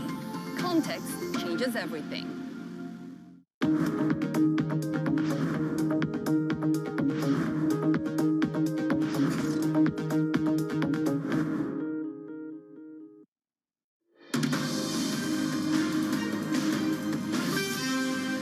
It's your Bloomberg Brief. Danny Berger, Manus Cranny in New York. Let's get you set up for your trading day on this Wednesday. We're going to get retailer earnings, both from Target and TJX, before the bell after Walmart yesterday. Then $16 billion of 20-year Treasury notes will go on auction at 1 p.m. Plus plenty of Fed speak. We're going to hear from Barr, Cook, Bowman, and Collins, all of that throughout the day. And then, Manus, it is the main event. There is nothing else to care about. Okay, maybe some other things, but NVIDIA earnings will come out after the market close. What do you got for movers this morning? Well, actually, NVIDIA was up nearly 5% in the after hours last night. It's bounced back into the green, up a quarter of 1%. Comcast, they're spinning off some of their assets, the cable TV assets, MSNBC, CNBC, and USA. That's according to Bloomberg sources. So let's see what that looks like at the end of that process. You got Wix.com up 12%. After the earnings, software firm boosting the revenue forecast. And as you say, Danny, it is all about NVIDIA. What is the read-through from Blackwell? We know they've got a concentration issue. 40% of their revenue comes from those 4 hyperscalers. That is what you call hyperscaler risk with cyclicality. I'm just interested if it can move the overall market. It did yesterday. It was a callback to simpler times, if you will, but you had NVIDIA up some 5% in a market that was down on fears of geopolitics of Russia, Ukraine, and NVIDIA lifted the whole market up. Are we getting back to that kind of atmosphere where as NVIDIA goes, the market goes? Well, it certainly has got the capacity to set the tone for the back end of the year. And just to quote the Deutsche Bank figures, 2024 it made $61.4 billion. By 2027, $118 billion. Do you want to be left behind in that sweep? It's unprecedented growth that, honestly, people have had a hard time modeling. Okay, those results after the bell. First, it's surveillance up ahead.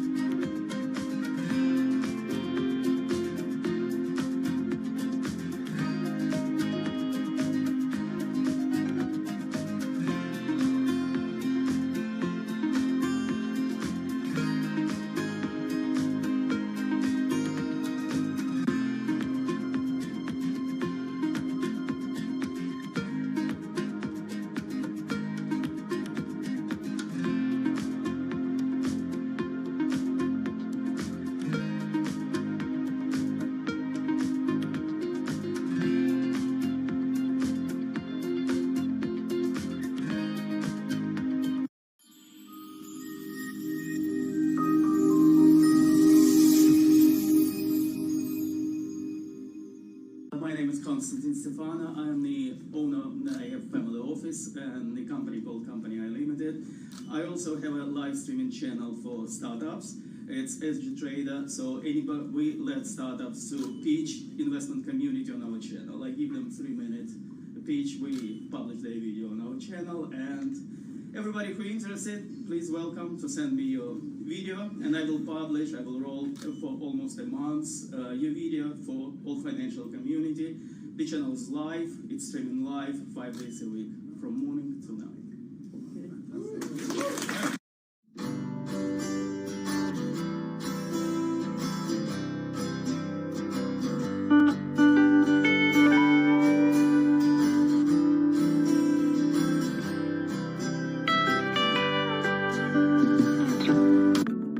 Another thing that startups need to look for is a market that is either started to undergo or is soon going to undergo exponential growth. I think this is actually related to one of the biggest mistakes investors make when evaluating startups. Investors always say, well, what's your growth rate? We care about the growth rate. Investors will forgive smallish revenue today if it's growing quickly. For some reason, people don't think about markets this way. But if you think about the most important startups, they are the ones that I start in small markets that are growing very, very quickly. 11 years ago, the market for iPhone apps was $0. It's now huge. And I think if you only think about the TAM today, you'll make a big mistake. What you really want to do is identify a market that's going to grow every year and be able to ride that up elevator.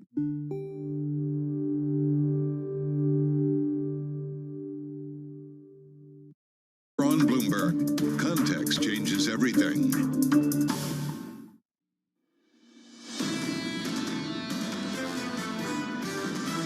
I think the hawkish tariff stuff is already in the price. The market trades Trump as a yield curve steepener. The reality is the market has looked past a lot of the geopolitical risk. When we talk about exhaustion, we're talking about really high sentiment. You're pricing in all of this good news. NVIDIA is the #1 high-quality stock, so we want to continue to embrace quality. This is Bloomberg Surveillance with Jonathan Farrell, Lisa Abramowitz, and Anne-Marie Hordern.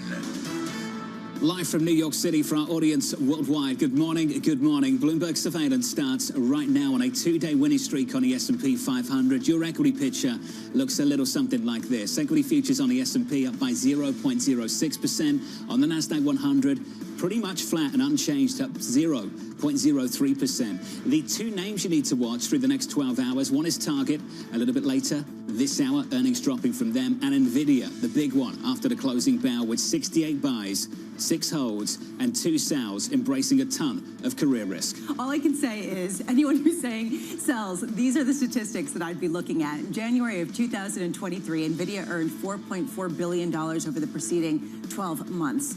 This expectation for this earnings season is for them to have earned $61.4 billion over the preceding 12 months. It is a sea change for a company and an unprecedented rise in earnings at a time when this potentially could be the new railroad. In many ways, it is the equity market. This came from Bank of America. It remains the most dominant stock in the market, driving 20% of the S&P 500 return over the past year, expected to drive nearly 25% of the S&P 500's EPS growth in the third quarter. I mean, basically the issue is people say it's an expensive stock given how much it's gone up, but then you start seeing the growth in profitability over the past 12 months, over the past 24 months, and all of a sudden people make an argument that it's cheap.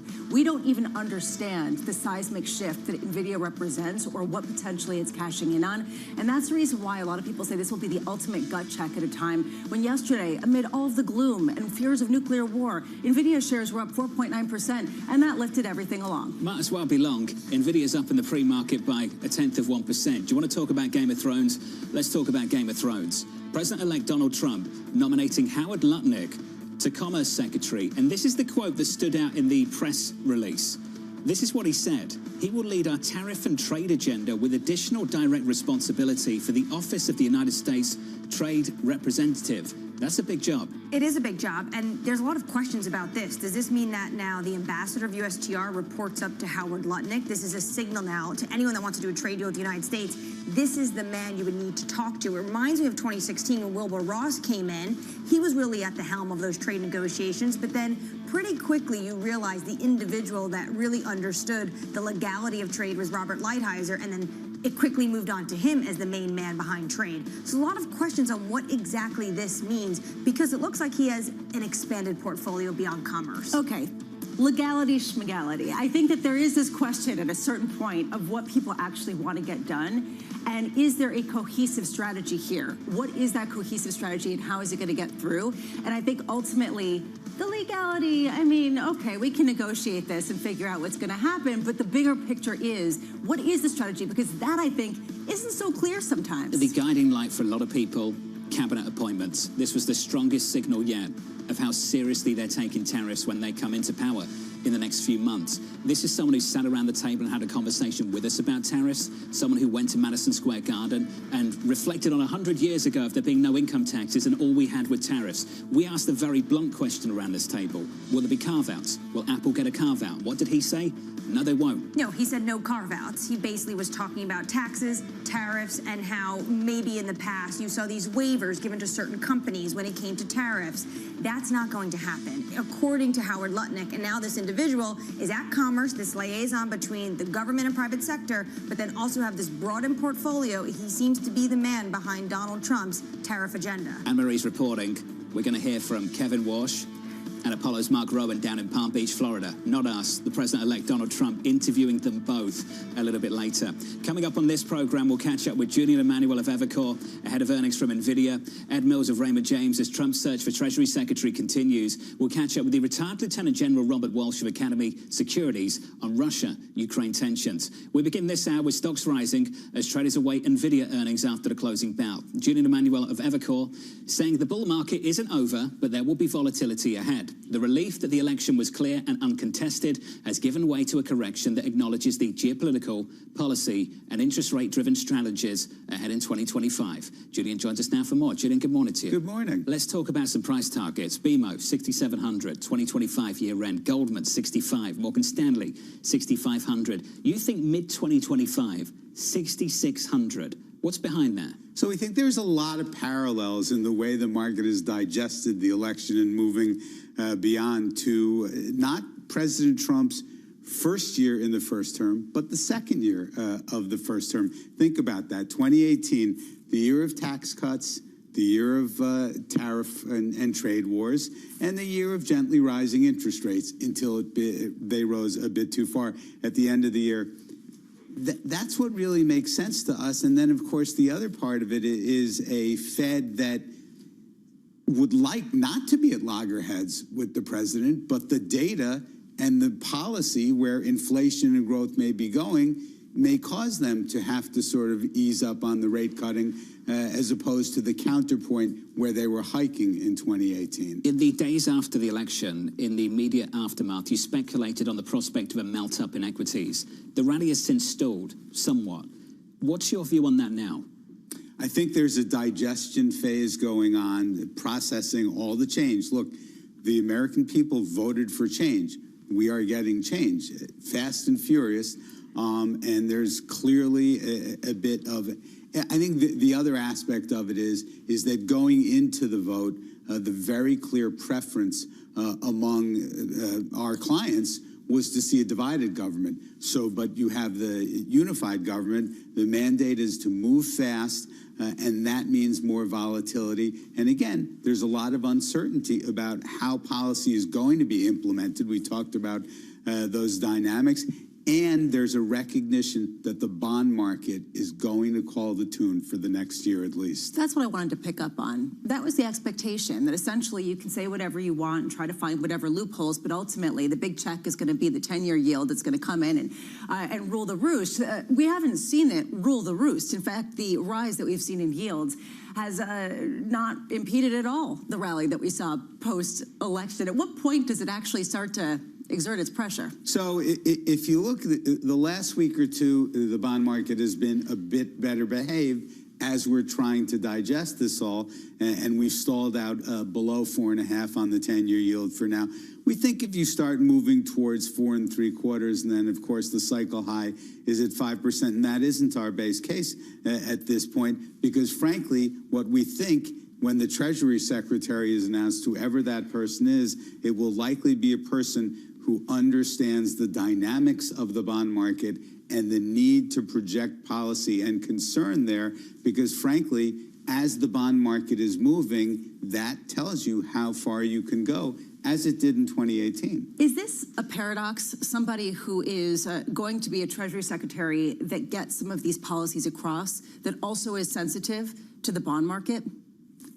There's a lot of constituencies to please, and the main constituency is going to be the occupant of the White House starting January 20th. It's a very difficult dance, made even more challenging by the fact that as good as this bull market is, we have to acknowledge that at 25 times earnings, stocks are expensive, which is why we've seen the volatility of late, because any news that sort of disrupts the narrative can cause volatility. Well, Julian and John mentioned it. My reporting overnight with Saleha Mosin, Nancy Cook, is that Kevin Walsh and Mark Rowan will be down in Palm Beach today for interviews. Scott Besson is also still in the running, and then Senator Haggerty is kind of in the mix, maybe a dark horse candidate. Those four men, will they be sympathetic to what you're talking about? Will they understand the market dynamics? I think the market interprets the answer to that to be yes at this point.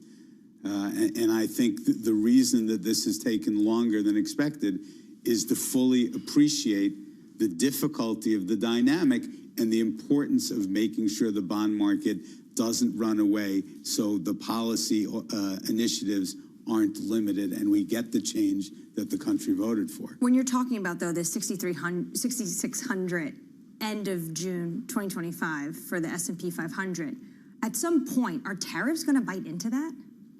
It depends how it unfolds. If you think about 2018, and look, the numbers that have been put out there, I think most people would acknowledge are sort of bid-offer type spreads. And what you're likely to get is not necessarily those extreme numbers. And it was, much that way in 2018. At a certain point, again, I go back to the bond market. The president likes to keep score with the stock market, for sure, but the bond market will call the tune for the stock market as well, and will tell you how much tariffs will end up biting. Let's talk about this market, NVIDIA, which ultimately is the market. On the S&P 500, it makes up about 9% of the S&P, about 9% of the NASDAQ 100, rather, and about 7% of the S&P 500. Should I be comfortable with that or uncomfortable with that? Does that bring you confidence or anxiety? Both, okay, because you can't get away from the fact that the Mag 7 has been the driver of this bull market of the last couple of years. And you can't get away from the fact that the concentration of the top 5 or the top 7 stocks is, so far surpassed the bubble 2000 peaks that it's almost not even a benchmark anymore. It's just the way the index and investing have evolved. Really, really mixed few months for semis. You can see that in the index. It's pretty messy, to be honest with you. NVIDIA's the clear winner of the year so far. Does the tariff story compromise that? It could, okay? But I think what's going to happen is you're going to figure out, as part of the negotiation, a way to work around that. And if you think about that company in particular, any of the friction that we've had that's essentially been building for the last several years with China hasn't really been a major impediment to the progress and the AI revolution itself, which we think has a lot more to go. There's a larger question here. Is Donald Trump going to celebrate the biggest companies, sort of the American champions, and have carve-outs for them and enable their growth and expansion? Or will there be an effort to break up some of the big tech, cater to some of the more populist aspects, the J.D. Vance kind of approach to a lot of these industries that have been the main drivers of profitability and stock returns? I think, again, it's going to let's see how it evolves. I would say our baseline view is that you are going to get deregulation, which is actually going to spur capital markets and M&A. But in fact, what you might see is smaller cap companies, particularly those that don't have international exposure, that don't need to worry about regulatory regimes in either Europe or China, blocking any type of transaction. That's probably where, in which informs our view of liking small cap stocks. I think that's where that's going. Julian, you're hopeful that we get a Treasury pick before the end of the week? It would be nice. Yeah, then we don't have to talk about this anymore. Julian Emanuel there of Evercore. Can I just say that Senator Haggerty stood us up yesterday, and then I put the TV on in the afternoon. There he is, standing with Elon Musk and Donald Trump. He picked them over us. Do you feel spurned? I feel hurt. Maybe if we had offered, if we had offered, some kind of UFC fight, if we had offered maybe a space landing with some iron claws, maybe he would have come. But we've got to work harder. When you get an email that says scheduling conflict, and you see what the scheduling conflict is, you got to go see a rocket launch. I knew exactly what it was as soon as I got that response. Let's get you an update on stories elsewhere this morning with your Bloomberg Brief. Here's Danny Berger. Hey, Danny. Hey, John. As you've been mentioning, the search for Treasury Secretary continues. Sources tell Bloomberg that President-elect Trump is holding interviews with potential picks Kevin Warsh and Mark Rowan in Florida today. Yesterday, Trump nominated co-lead of his transition team and former Treasury Secretary hopeful Howard Lutnick to lead the Commerce Department. Scott Bessent remains a contender for the post, with reports that he met with Trump at Mar-a-Lago last week. And to SpaceX, which launched its 6th test flight of the Starship rocket yesterday, but it did scrap its anticipated catch of the rocket's booster. Elon Musk and President-elect Trump watched the launch as it started its voyage through space from Brownsville, Texas. The Starship circled much of the globe before splashing into the Indian Ocean. And a storied career came to an end last night at the Davis Cup in the Netherlands. An emotional Rafael Nadal waved to adoring fans after completing his final match in professional tennis. Tributes poured in during the post-match ceremony from the likes of Roger Federer, Novak Djokovic, and Serena Williams. Nadal leaves a legacy as one of the greatest to ever play, winning 22 Grand Slams, 14 of those on the clay courts at the French Open. That's your brief, John. Danny, thank you. I've shed too many tears over this, and no one else wants to hear it anymore. Well, it's okay. Go ahead. You can cry. We're Roger expecting Federer it. yesterday with a beautiful tribute. Let's start with the obvious. You beat me a lot. More than I managed to beat you. You challenged me in ways no one else could. Are you feeling a little emotional? Okay, all right. I'll cry on a commercial break. Up next on the program, fighting for Trump's economic agenda.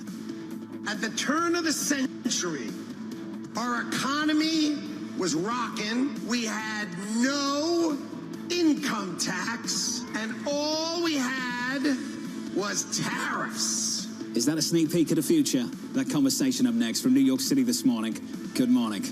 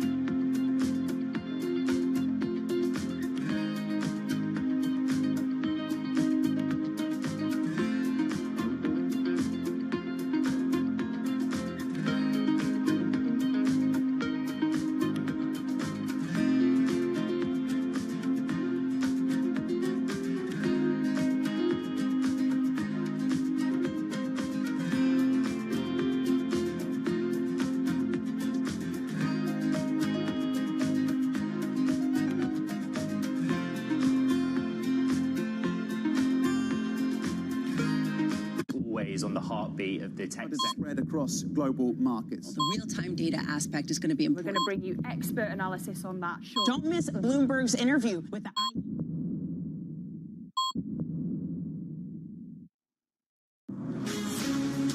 From the beating heart of global finance, economics, and politics, and wherever newsmakers are moving markets, Bloomberg brings you conversations that allow for deep discussions and important insights. What do you think the future is for inflation? Is this a new normal? Are markets too optimistic? How do you worry about the things that are outside your control? How does the current fighting completely stop?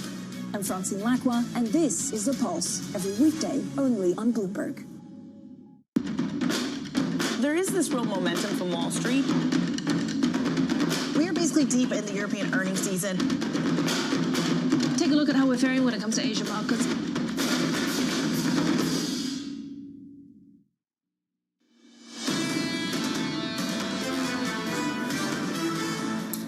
More numbers on the board. Goldman 6,500, Morgan Stanley 6,500, BMO, Brian Bowski 6,700 year-end 2025 on the S&P 500. Just spoke to Julian Emmanuel of Evercore. He's looking for 6,600 in the middle of next year. Equity futures right now up 0.1%. And the Savannah's this morning fighting for Trump's economic agenda. At the turn of the century, our economy was rocking. We had no income tax, and all we had was tariffs. We took down our protection. We took down our tariffs, and we turned instead and we taxed Americans. We're letting the rest of the world eat our lunch. So here's the latest. Donald Trump tapping the Cantor Fitzgerald CEO to lead the Commerce Department and oversee the White House's tariff push, taking him out of the running to become the next Treasury Secretary. The effort to fill that position ongoing today as the President-elect interviews former Federal Reserve Governor Kevin Warsh and Apollo's Mark Rowan. Ed Mills of Raymond James joins us now for more. Ed, welcome to the show. We've got to talk about Game of Thrones and the appointments so far. What are the signals that you're taking away from the appointments so far? So we have a number of people who are loyal to Donald Trump, folks that are hawkish on foreign policy, people who are going to be very aggressive on tariff policy. Now, as I look to the Treasury Secretary race, I want to see exactly who's in that role because the tax policies, the debt limit all come back. They need to have a conversation with Capitol Hill.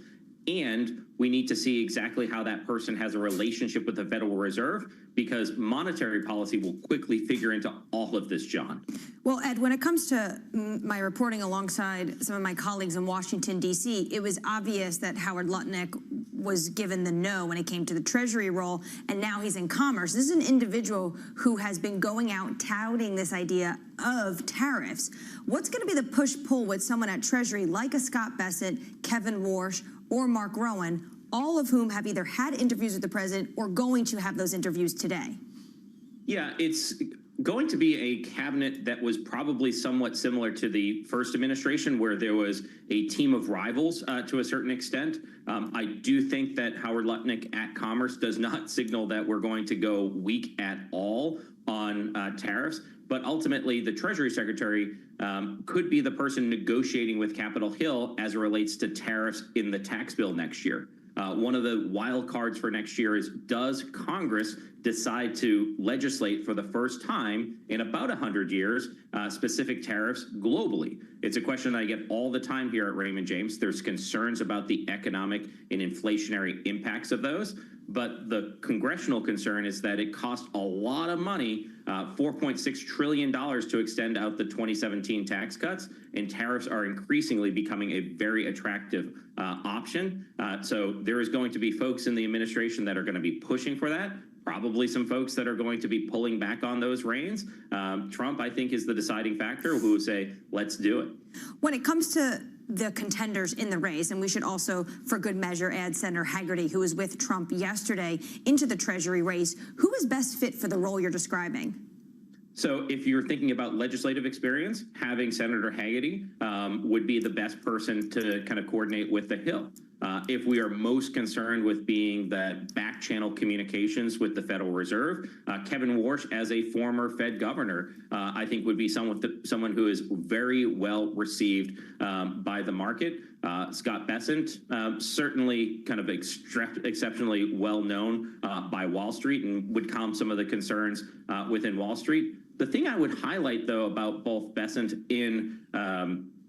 with the other candidates, especially Warsh, is that these are fiscal hawks. These are folks that are looking to shrink the budget deficit. That fits in very well with the Department of Government Efficiency, DOGE. I just question whether or not what their goals here are would ultimately match with the first administration of the Trump's term, where he wasn't someone who is a fiscal hawk. So he is putting in place some kind of fiscal austerity here. But once the market kind of digests that, if there is pushback to that, does Congress go along with that? Those are the open questions that I have, Anne-Marie. When it comes to the announcement yesterday with Howard Lutnick, it expanded upon the commerce role. It said that he will lead our tariff and trade agenda with additional direct responsibility for the Office of the United States Trade Representative. Where does this lead Ambassador Lighthizer? It's a really good question. And Anne-Marie, I got that immediately from clients yesterday at Raymond James saying, is Bob Lighthizer now out? Because is he going to want to report to Lutnick? And I think that's an open question. Now, the Department of, or the U.S. Trade Representative is an independent agency that historically has coordinated with Commerce. One of the questions I have is that at Commerce, there's 45,000 full-time employees. Are they looking to use the resources of Commerce to help out USTR? Are they looking to hobble what the USTR would be? When I look back at Lighthizer's term during the first Trump administration, he was really aggressive. So I would think you would want those expertise to come back, someone who's done this, who has been able to implement change, someone who can kind of go on day one and hit the ground running. So if we don't have Bob Lighthizer, but we have Lutnick in Commerce Secretary, do you actually have to extend out some of the timelines here over kind of the tariff implementation? I think it's once again, a pretty important open question that this market will want to really know what the answer to that is. Ed, the Game of Thrones, The Bachelor, it's all very exciting. I want to make it more boring. I want to understand what the framework, what the goal is of these appointments, and then what the checks and balances are on that, namely the stock market and the bond market. And I want to understand the framework that you're looking at that will ultimately govern some of these decisions. Do we have a sense of what the overarching strategy is and just how much of a check the stock and bond markets can actually act as on some of the policies that come through? Yeah, Lisa, I think the goal here is to go fast. I do think that when we look back to the first term, the equity market is a daily voting mechanism that Donald Trump loves to look at. And oftentimes, whenever it voted positive, he would remind us of that. Whenever we had volatility, I remind folks back in his first term over the U.S.-China trade fight, there was multiple times where the S&P 500 was off more than 20%. And then we had Donald Trump come out and say, we're making great progress and we're pushing markets higher. The big question for me is how much of it's going to be the equity market this time versus how much is it going to be the bond market? When I talk to clients at Raymond James, they ask, what is the binding constraint for Trump to be able to enact his agenda? And I think it is a move on the long end of the curve where we would be seeing kind of possible concerns of a second wave of inflation. Bringing up the cost of government debt would be probably the thing that would cause Donald Trump to pull back on the reins and tell his Commerce Secretary, tell his Treasury Secretary to do the same. So in Trump 2.0, I think the bond market takes center stage, where Trump 1.0, it was the equity market. Heard exactly the same thing from Julian Emanuel just moments ago. Ed, appreciate your time, sir. Ed Mills there of Raymond James. This is the presidential put, the Trump put. Was the equity market. A lot of people making the argument now that it's now the bond market. Do you remember the phantom phone call with the Chinese all those years ago? Anytime something was leaked that he didn't like and it potentially meant the stock market move, it was quickly renegotiated, or a phone call quickly happened to make sure the stocks moved in the right direction, which was up. I want to get a hat that says, Mika, make yield curve great again. I think that that's going to be the way to go. I don't think that's going to work. I'm just, I don't think that's going to work. I'll discuss it. I'll go to different sporting events and I'll lecture about it. See how it goes. From New York this morning, good morning.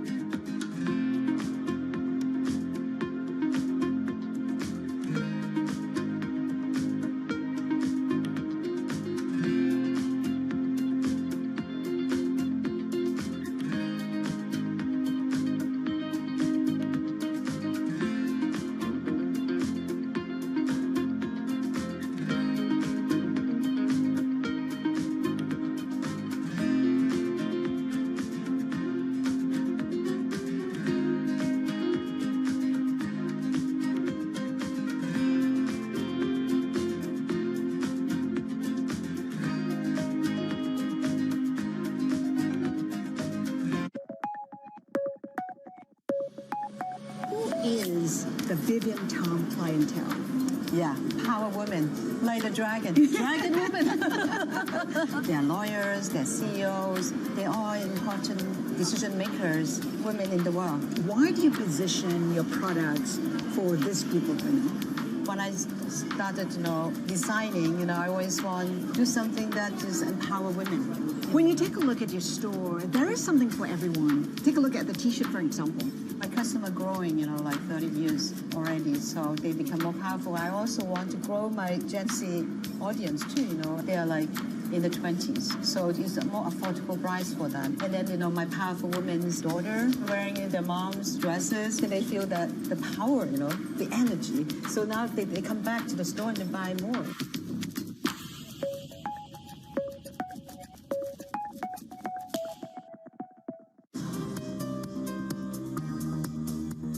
It's the countdown to the market open as we bring you the first trades across Europe. We'll debate the most important stories and what will drive the big investment decisions throughout the morning. I'm Guy Johnson. I'm Kriti Gupta. And I'm Anna Edwards. Join us every weekday morning for the opening trade, live at 7 a.m. here in London. Only on Bloomberg. Context changes everything.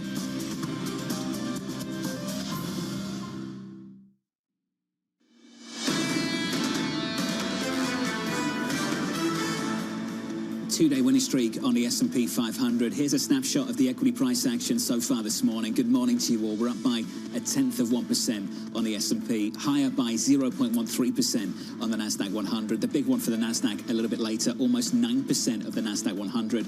Nvidia reporting earnings after the closing bell, making up something like 7% of the S&P. That's Nvidia coming a little bit later. Any moment now we're going to hear from Target. Target in focus after Walmart did pretty well yesterday. Target dropping, Lisa, right now. And it's a huge disappointment pretty much across the board. We're looking at fourth quarter adjusted earnings per share of $1.85 to $2.45. The estimate was $2.65. The full year adjusted EPS coming in between $8.30 and $8.90 versus the estimate of the high end previously of $9.70. There is a real question across the board. Comp sales way lower, sales just in general way lower, inventory buildups that really seem to still hamper their ability to turn a profit. What strikes me, John, as we were talking about the beat and raise that we saw from Walmart, and is Walmart indicative of the rest of the industry? Well, is it a management issue? Is it a products mix issue? Or is it just simply how much a business can diversify so it's not as dependent on the fact that it is a retailer? As you said yesterday, Walmart beat and raise.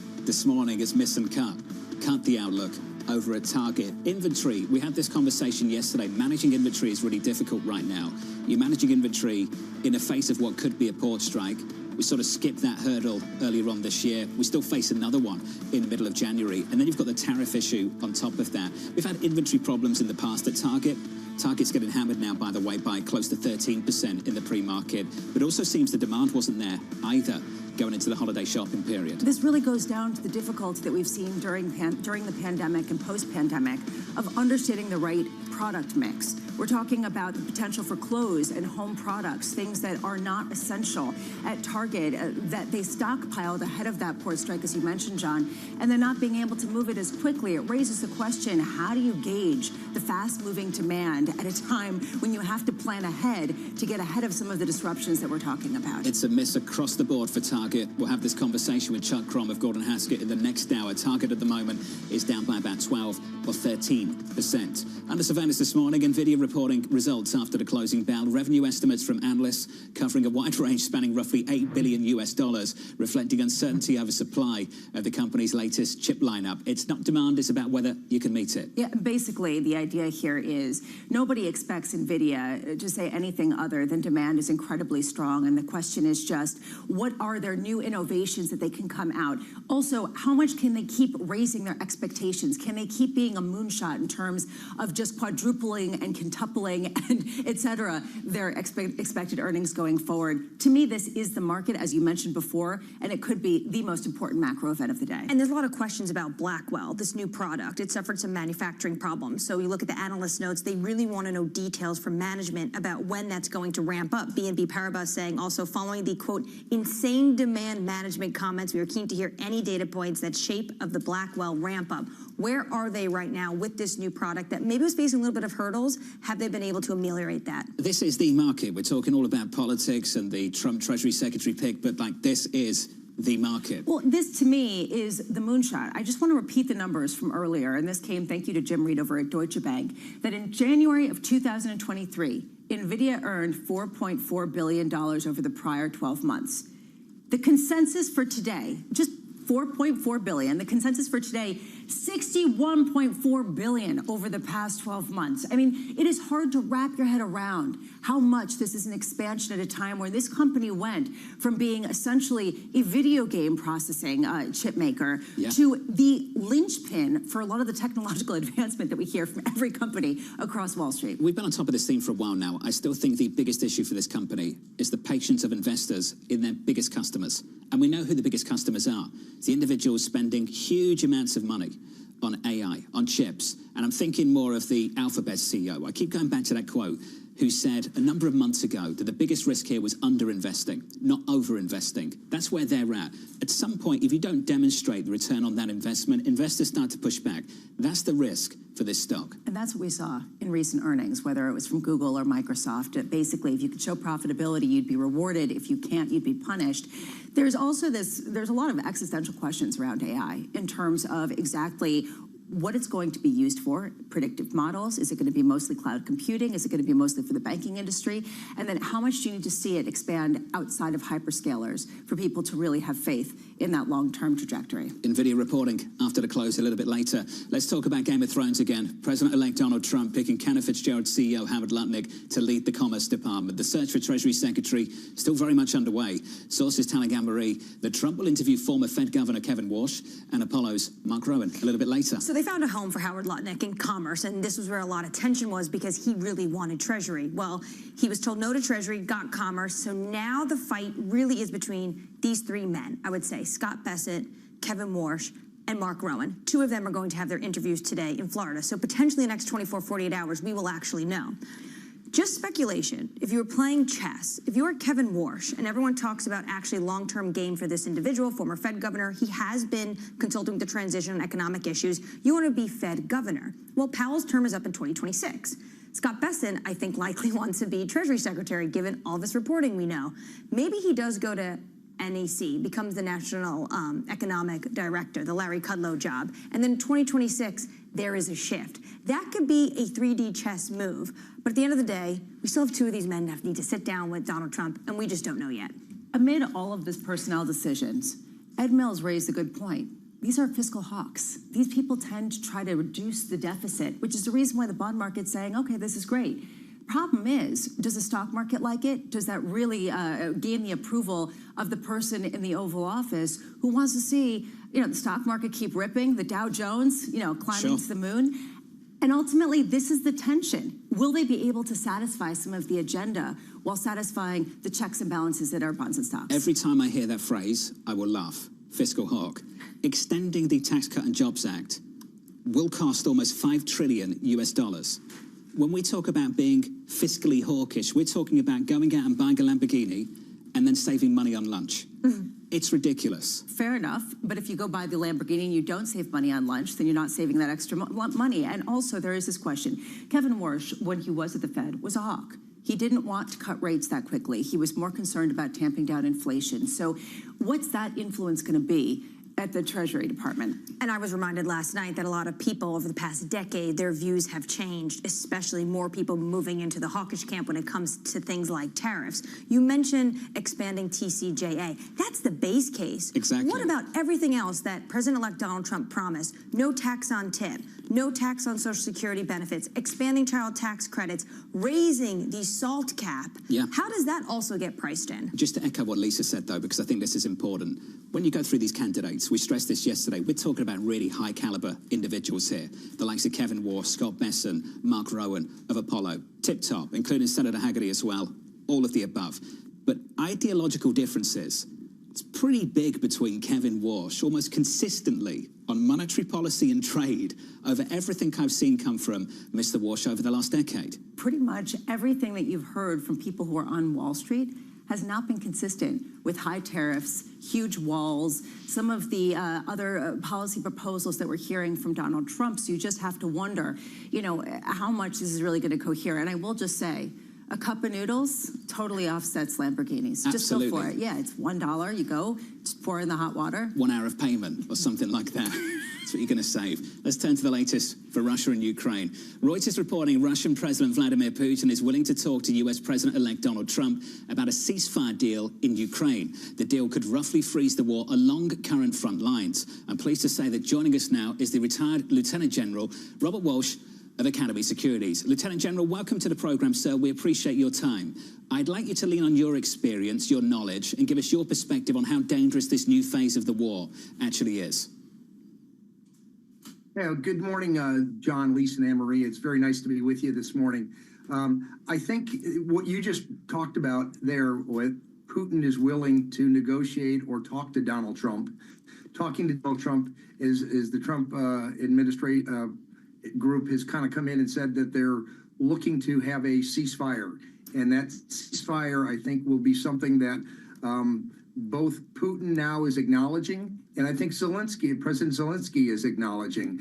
And so I think that is a key step, that as we see things like just recently this week, the ATACMS introduced, where the Biden administration is now allowing the Zelensky and his military to be able to use the ATACMS inside of Russia, is an escalation, just as we saw the escalation of the North Korean troops. So I think anytime we can get the two forces together talking, as we are in this case, this is an advantage to both sides to try to bring this conflict to an end. How concerning is it for you that we've seen this change of language yesterday from Russia as it updated its nuclear doctrine? It's concerning in the sense that there was an escalation, obviously, by the Trump administration to allow the use of ATACMS inside of Russia. But we've seen the Putin administration use the threat of nuclear weapons consistently, whether it was F-16s, tanks, Patriot missiles. He considers that crossing his red line and bringing NATO in, that if the U.S. uses ATACMS, it's bringing NATO into the fight. So we've seen this before. I think it's posturing. It's in a lot of ways, it's the same bluffing message that they've used before. So I don't consider this a serious threat, but it is something that can be used as we move closer to any negotiations, that he can try to use his leverage that he has. Well, how difficult is it to parse between what is a true escalation that should be concerning and what actually is just rhetoric for the use of leverage down the road? Yeah, well, obviously, his threatening to use nuclear weapons has been posturing. He's used that multiple times throughout the conflict. However, the use of ATACMS, along with his use of introducing North Korean troops, were both escalations, clear escalations, by bringing for the first time troops from Asia, North Korea, into the fight. And besides just using, say, Russian troops or Chechen troops, he's now introduced another government's troops into it. That's an escalation, and I think that's when Secretary Blinken and President Biden said that crossed the line for us, and now we would escalate by allowing the Ukrainian military to use ATACMS inside of Russia. Both were escalations, and again, a lot of times these escalations occur in order to de-escalate the situation. Lieutenant General, what are you looking for to understand whether this truly is an escalation in its own right, and whether some of the threats are actually true versus an effort to get some sort of resolution? I think all of it now is with the Trump administration coming in with the standpoint of, we're going to end this. And I think Trump's discussions with President Zelensky and President Putin over this, he's coming in with a very strong hand that he's going to end this. Both sides, I think, realize this, and I think now they're seeing the opportunity to come to negotiating table. So what we see happening now in the next few months is both sides trying to posture, the Ukrainian military and the Russian military, trying to posture to get the best position possible that they can have to get to that negotiation table. Obviously, the Ukrainian military, when they attacked inside of Russia for the first time into the Kursk region and grabbed some of that Russian territory, that was a positioning to get them closer to having leverage at the negotiating tables. Obviously, this has been a stalemate basically along the front with small movements either way, with Russian movements probably gaining more advantage of late. But again, this is driving towards the negotiations and who can have the most leverage as they get to that negotiating table. This is fantastic framing, sir, and we appreciate your time. We're looking forward to having this conversation with you again sometime soon. That was the retired Lieutenant General Robert Walsh of Academy Securities. I want to draw your attention to the price of Target right now in early trading. Target is getting absolutely hammered. We're down in the pre-market by almost 20%. With an update on that and more, here's your Bloomberg Brief with Danny Berger. Hey, Danny. Hey, John. So the details of those earnings, it cut its full-year outlook and posted flat sales for the quarter, Target that is. They said that the U.S. consumer spent less on discretionary items. Profit was also hit from a buildup in inventory. Target stockpiled more products in anticipation of what was ultimately a short-lived U.S. port strike. Now, those results, they do stand in contrast to yesterday's strong showing from Walmart. People familiar say that Comcast plans to spin off some of its cable TV channels. That includes MSNBC, CNBC, and USA. The NBC broadcast network, Bravo, and the Peacock streaming TV business, all those will remain with the parent company. Now, according to the Wall Street Journal, the separated networks will produce about $7 billion in annual revenue. Comcast shares up nearly 3% in the early trade. Emergency crews have extinguished a fast-growing brush fire in Upper Manhattan that burned over a dozen acres in the city. The fire broke out Tuesday afternoon in the Washington Heights neighborhood and was brought under control 3 hours later with no reported injuries. The blaze left the closure of several lanes of the Harlem River Drive. It's one of over 300 brush fires reported in the city since early October amid historically dry conditions. That's your brief. John. Danny, thank you. And you can smell it across the city over the last few days, that's for sure. Let's draw your attention back to that move on Target. Target getting hammered in the pre-market. We're down by almost 20% off the back of some pretty weak earnings from them, cutting their outlook, having problems with inventory and with demand as well. This reminds me of May 2022, coming out of the pandemic, and having the same difficulties with inventory, but for different reasons. So this is the problem for Target, is they've had some issues again and again, and people have been waiting for Target to really turn the corner on all of that. And the chair and CEO, Brian Cornell, said